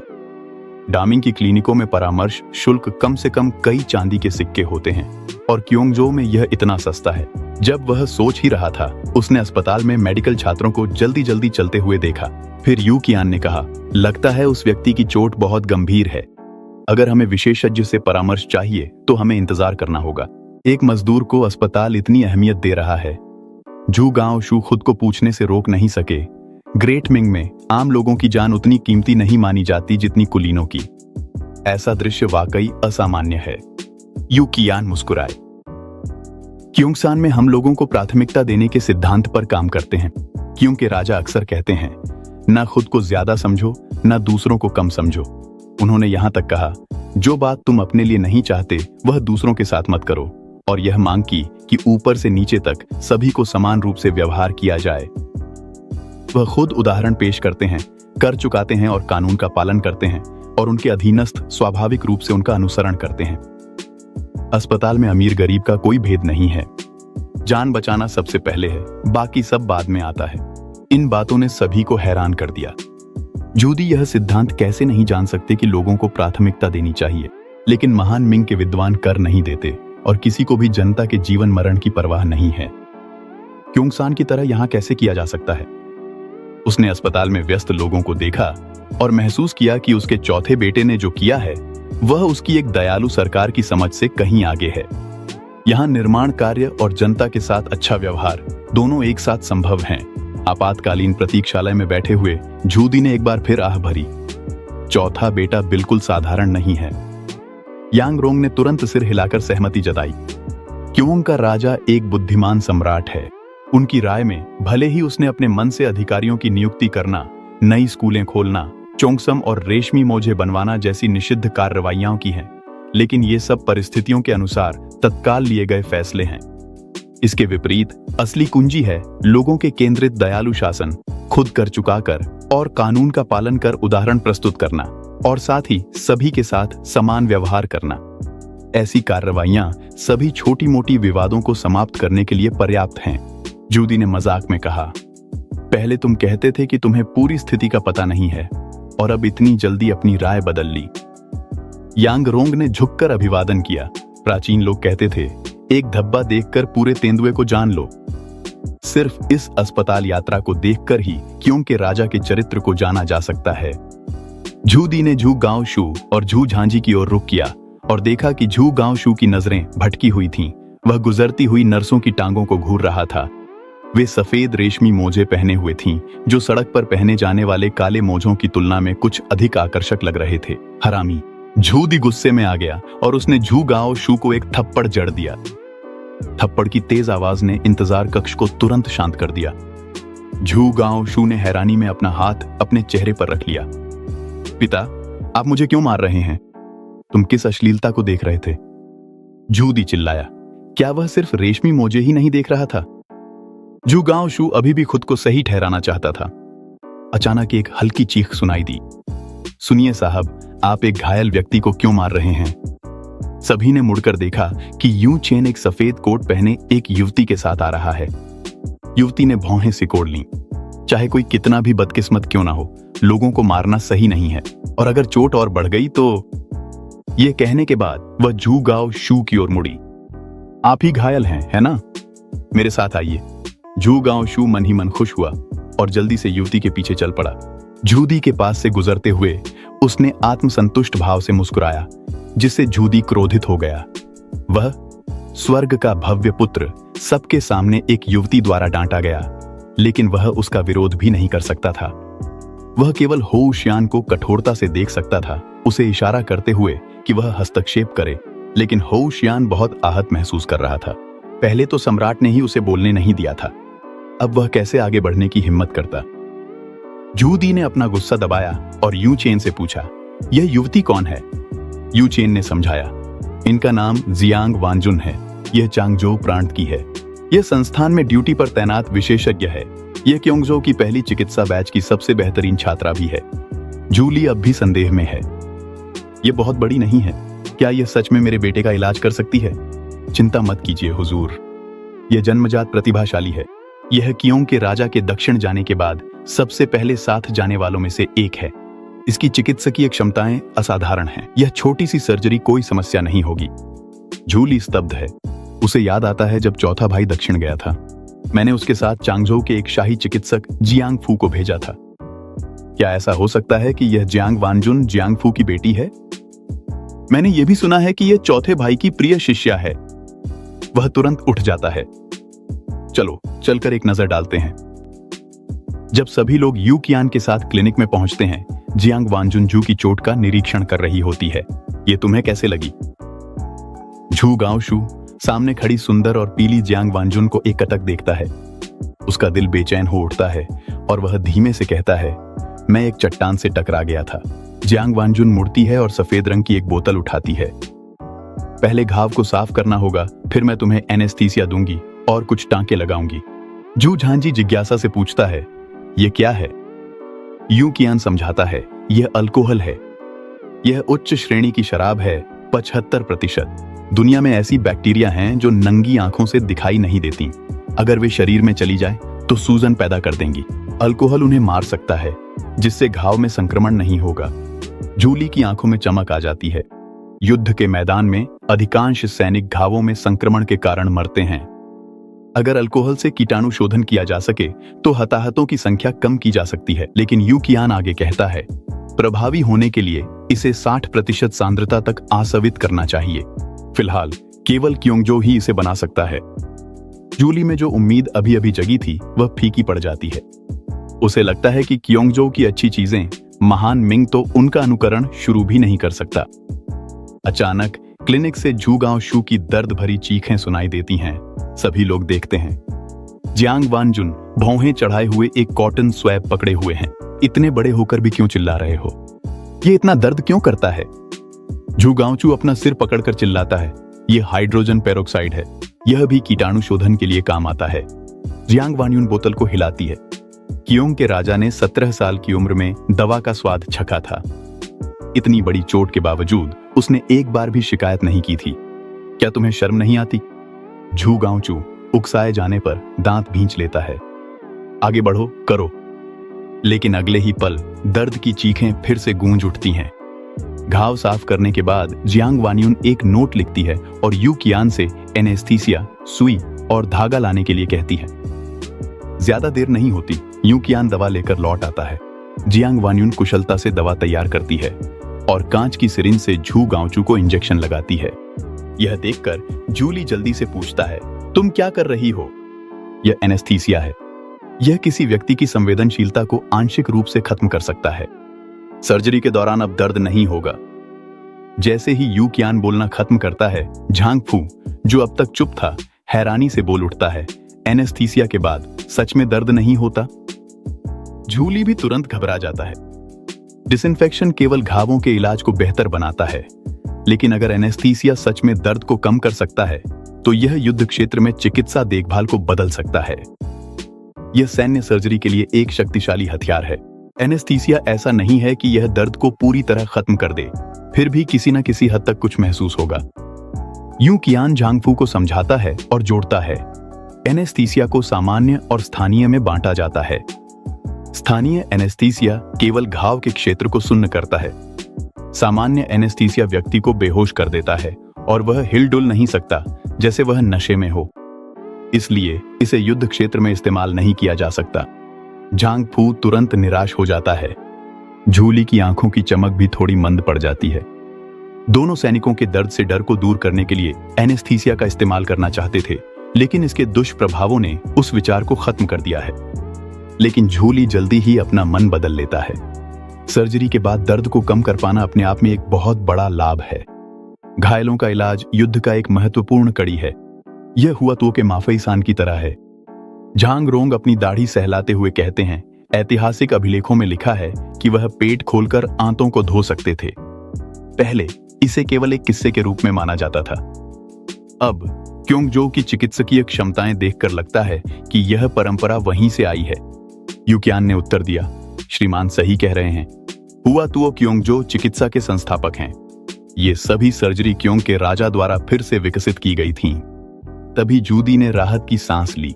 अगर चिकित्सकीय कौशल किसी दिव्य चिकित्सक की विरासत से आया है तो यह पिछले जन्म की बुद्धि की तुलना में कहीं अधिक विश्वसनीय है।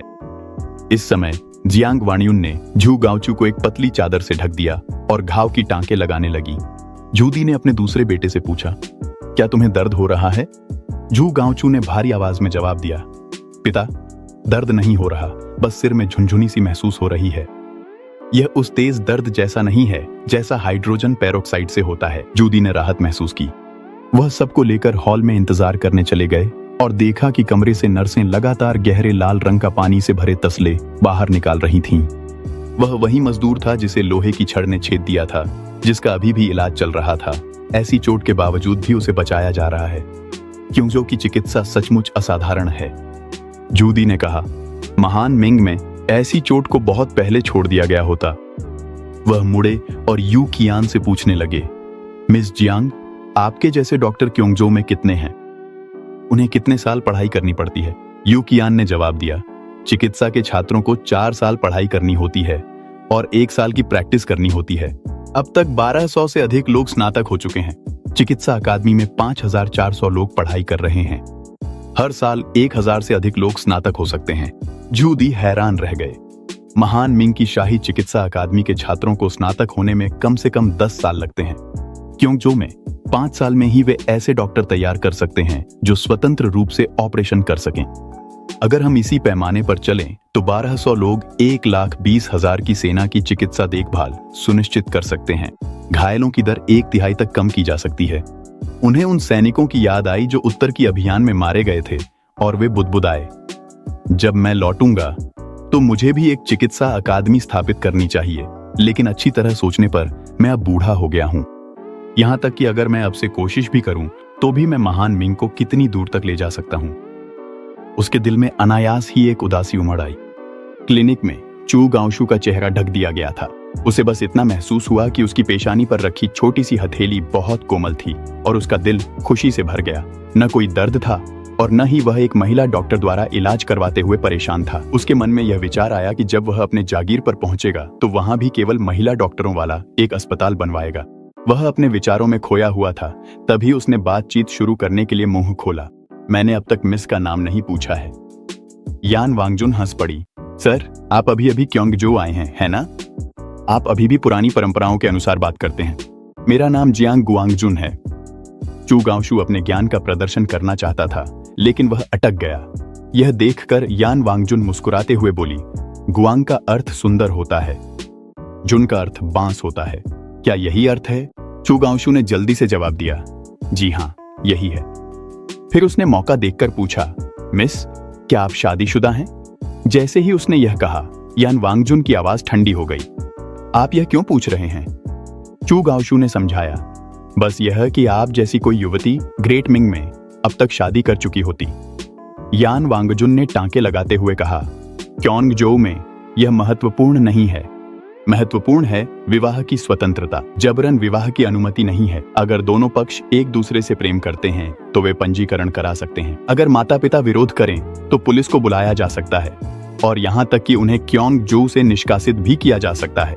महिलाएं भी काम कर सकती हैं और पैसे कमा सकती हैं। यहाँ तक कि अगर वे शादी न करें तो भी वे रिटायर हो सकती हैं। उन्हें दूसरों के नियंत्रण में रहने की जरूरत नहीं है।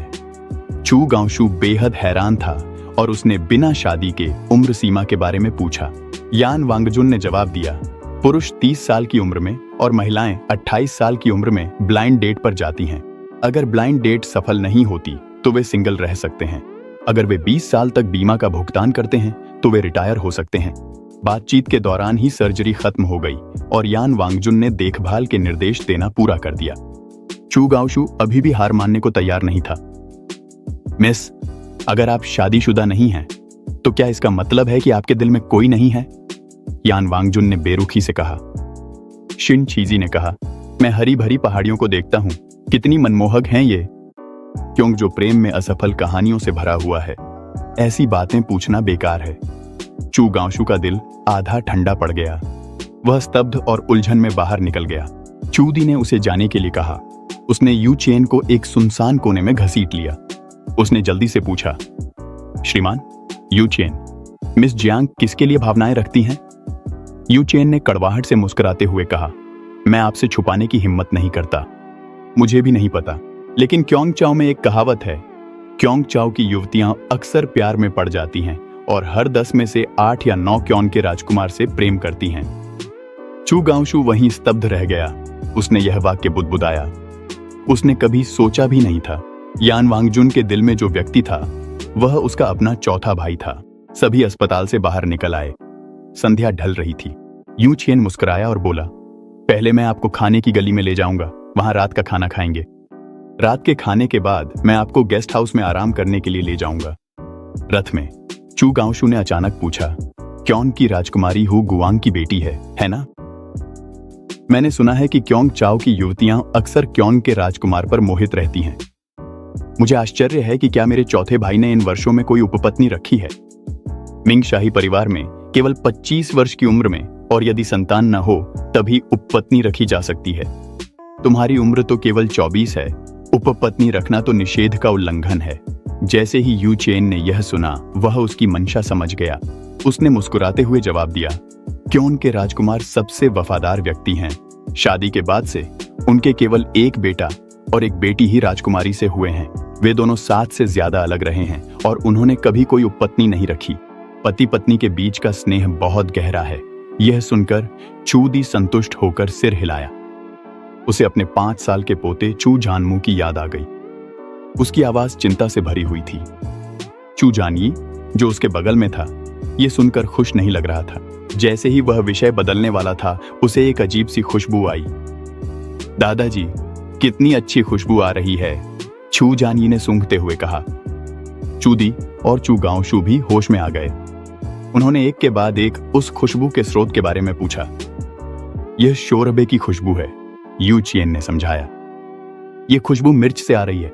यह एक पौधा है जो दूसरे महाद्वीप से आया है। इसका तीखा स्वाद क्योंगचाओ की नमी को संतुलित कर सकता है। क्योंग के राजकुमार को इसे खाना पसंद है और लोगों ने भी उसकी नकल की है। अब यह क्योंगचाओ की एक खासियत बन गई है। चूदी यह सुनकर उत्साहित हो गया। उसने तुरंत गाड़ी रोकने का आदेश दिया। चलो नीचे उतरकर इसे चखते हैं। सभी लोग स्टू रेस्टोरेंट के एक निजी कक्ष में गए। यू चेन ने उन्हें मेन्यू दिया। जैसे ही चूदी ने उसे देखा, उसका चेहरा सख्त हो गया।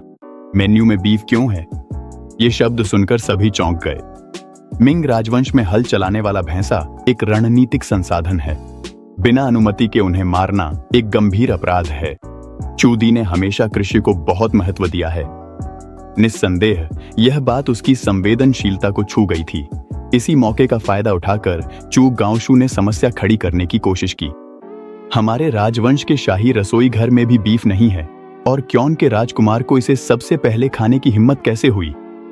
यूचियन ने शांतिपूर्वक समझाया, हुजूर, आपने गलत समझा है। यह बैल का मांस नहीं है, बल्कि दुग्ध देने वाली गाय का मांस है। ये डच डेयरी गायें हैं, जिन्हें 6 साल पहले पुर्तगाल से आयात किया गया था। ये खास तौर पर दूध देने के लिए होती है। ये खेत नहीं जोत सकती।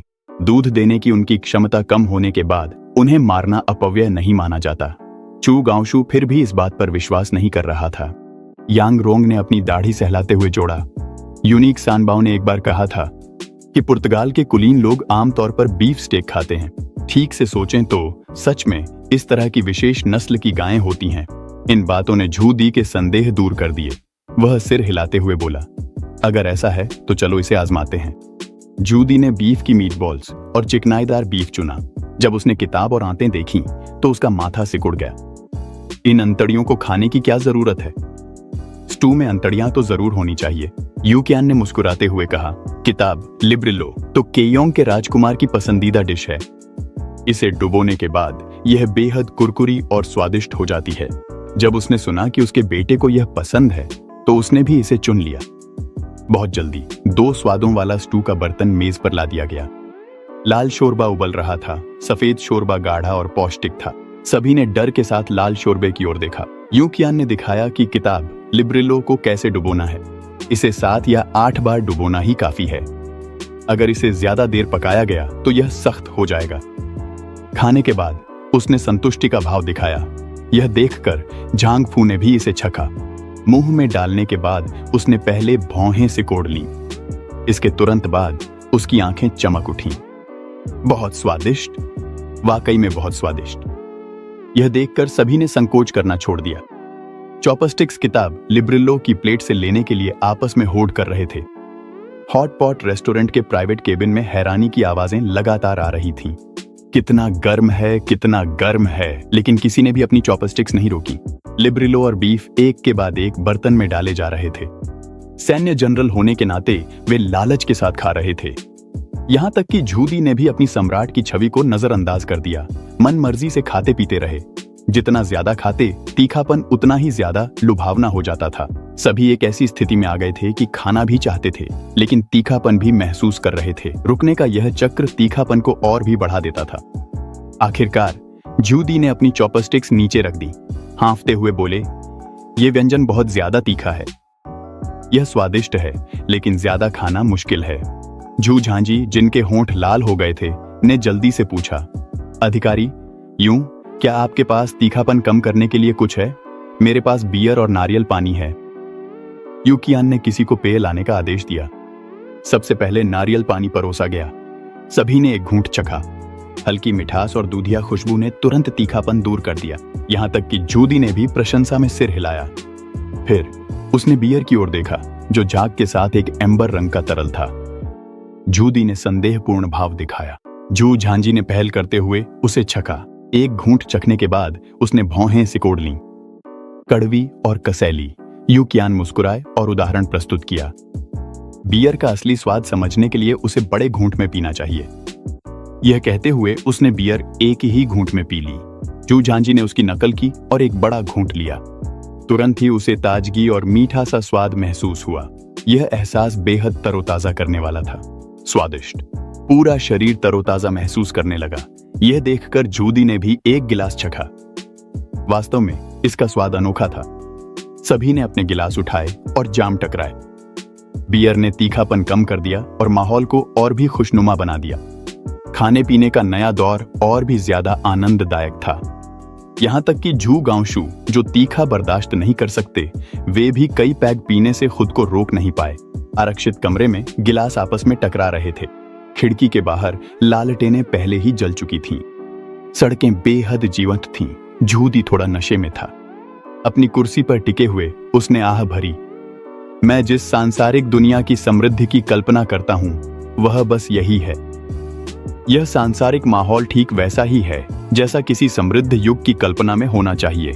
खाने पीने से तृप्त होकर सभी हॉट पॉट रेस्तरां से बाहर निकल आए।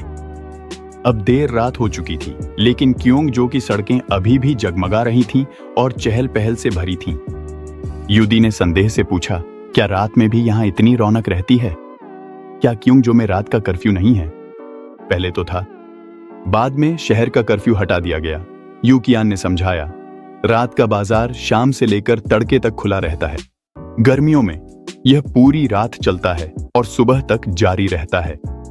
यह रात में काम करने वाले मजदूरों और पर्यटकों के लिए सुविधाजनक है और लोगों को गर्मी की रातों में ठंडक पाने का मौका भी देता है। अजांगफू को सुरक्षा की चिंता थी। इतनी अफरा तफरी में क्या उन्हें डर नहीं लगता कि कोई बदमाश परेशानी खड़ी कर देगा? यू कियान मुस्कुराते हुए बोले, चिंता की कोई बात नहीं है। क्योंगजो में चोरी की सजा बहुत सख्त है। लोग शांति से रहते और काम करते हैं। मजदूरों की बस यही चाहत है कि वे पैसे कमा सकें। अगर वे कोई अपराध करेंगे तो उन्हें जितना मिलेगा उससे कहीं ज्यादा खोना पड़ेगा। इसके अलावा सड़कों पर गार्ड भी गश्त करते हैं। साथ ही सादी वर्दी में पुलिस भी गश्त करती है, इसीलिए छोटे मोटे चोर छुप नहीं सकते। जूदी अभी भी संदेह में थे। इतने सारे गार्ड, इसकी लागत कम नहीं होनी चाहिए। सिर्फ लोगों की सुविधा के लिए क्या यह उल्टा असर नहीं है? यह बर्बादी नहीं बल्कि एक जरूरी खर्च है। यू कियान ने नाइट मार्केट की दुकानों की ओर इशारा करते हुए कहा, ये 7 सड़कें क्योंगजो का मनोरंजन और खर्च का केंद्र हैं। एक रात के टैक्स कई फैक्ट्रियों और खेतों से ज्यादा होते हैं। नाइट मार्केट को बनाए रखना असल में अर्थव्यवस्था को बढ़ावा देना है। झू गांवशू ने ठंडी मुस्कान के साथ कहा, ये सारी दुकानें क्योंकि राजा की निजी संपत्ति हैं, है ना? आखिरकार ये जनता का शोषण ही है। गलत। यू कियान ने विरोध किया, क्योंकि राजकुमार को दुकानों की सकल आय का 40% टैक्स के रूप में देना होगा, जिसे अधिकारियों के वेतन के लिए इस्तेमाल किया जाएगा। बाकी बचा 60% सार्वजनिक कार्यों, ट्रेनों, फैक्ट्रियों, अस्पतालों में निवेश किया जाएगा। सब कुछ वहीं से आएगा। पैसा घूमेगा, लोगों की जिंदगी बेहतर होगी और देश को फायदा पहुंचेगा। यह बिल्कुल भी शोषण नहीं है। इन शब्दों ने सभी को निरुत्तर कर दिया। क्योंगचाओ की आर्थिक तर्क शक्ति, भले ही यह महान मिंग के पारंपरिक विचारों के विपरीत हो, एक अलग व्यवस्था बनाती है जिसे खारिज नहीं किया जा सकता। ज्यादा देर नहीं हुई थी कि सभी लोग 5 मंजिला गेस्ट हाउस पहुंच गए। यू कियान ने विदा लेते हुए कहा, यहां आराम कीजिए सज्जनों, कल आपको किसी भी व्यवस्था की सूचना दी जाएगी। मैं बाद में आपकी सेवा के लिए लौटूंगा। यह कहकर उन्होंने झुककर अभिवादन किया और चले गए। जूदी गेस्ट हाउस की खिड़की के सामने खड़े होकर क्योंगचाओ के घरों की हजारों रोशनियों को निहार रहे थे। उनके दिल में भावनाओं का बवंडर उठ रहा था। आज आपके प्रति उनकी प्रारंभिक उपेक्षा पूरी तरह से चौंक और क्योंगचाओ के मॉडल पर गहरी सोच में बदल गई थी।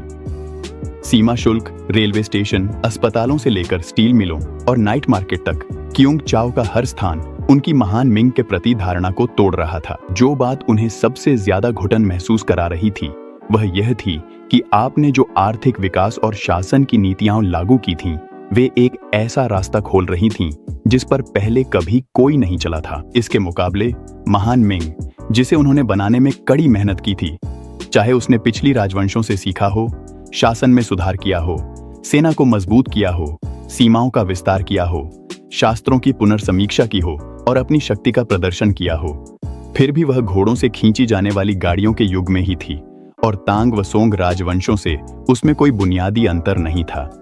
उसे निराशा के साथ एहसास हुआ कि महान मिंग के बुद्धिमान लोग 8 भागों के निबंधों में ही डूबे हुए हैं। कोई भी भाप इंजन, इस्पात उत्पादन, चिकित्सा सुधार जैसी उन चीजों का अध्ययन नहीं कर रहा था जो वास्तव में देश को मजबूत बना सकती थीं। अगर कोई और देश पहले क्योंगचाओ के रास्ते पर चलता तो महान मिंग पर तत्काल खतरा मंडरा जाता। सौभाग्य से यह सुधार उसके बेटे से आया था, महान मिंग की धरती से आया था।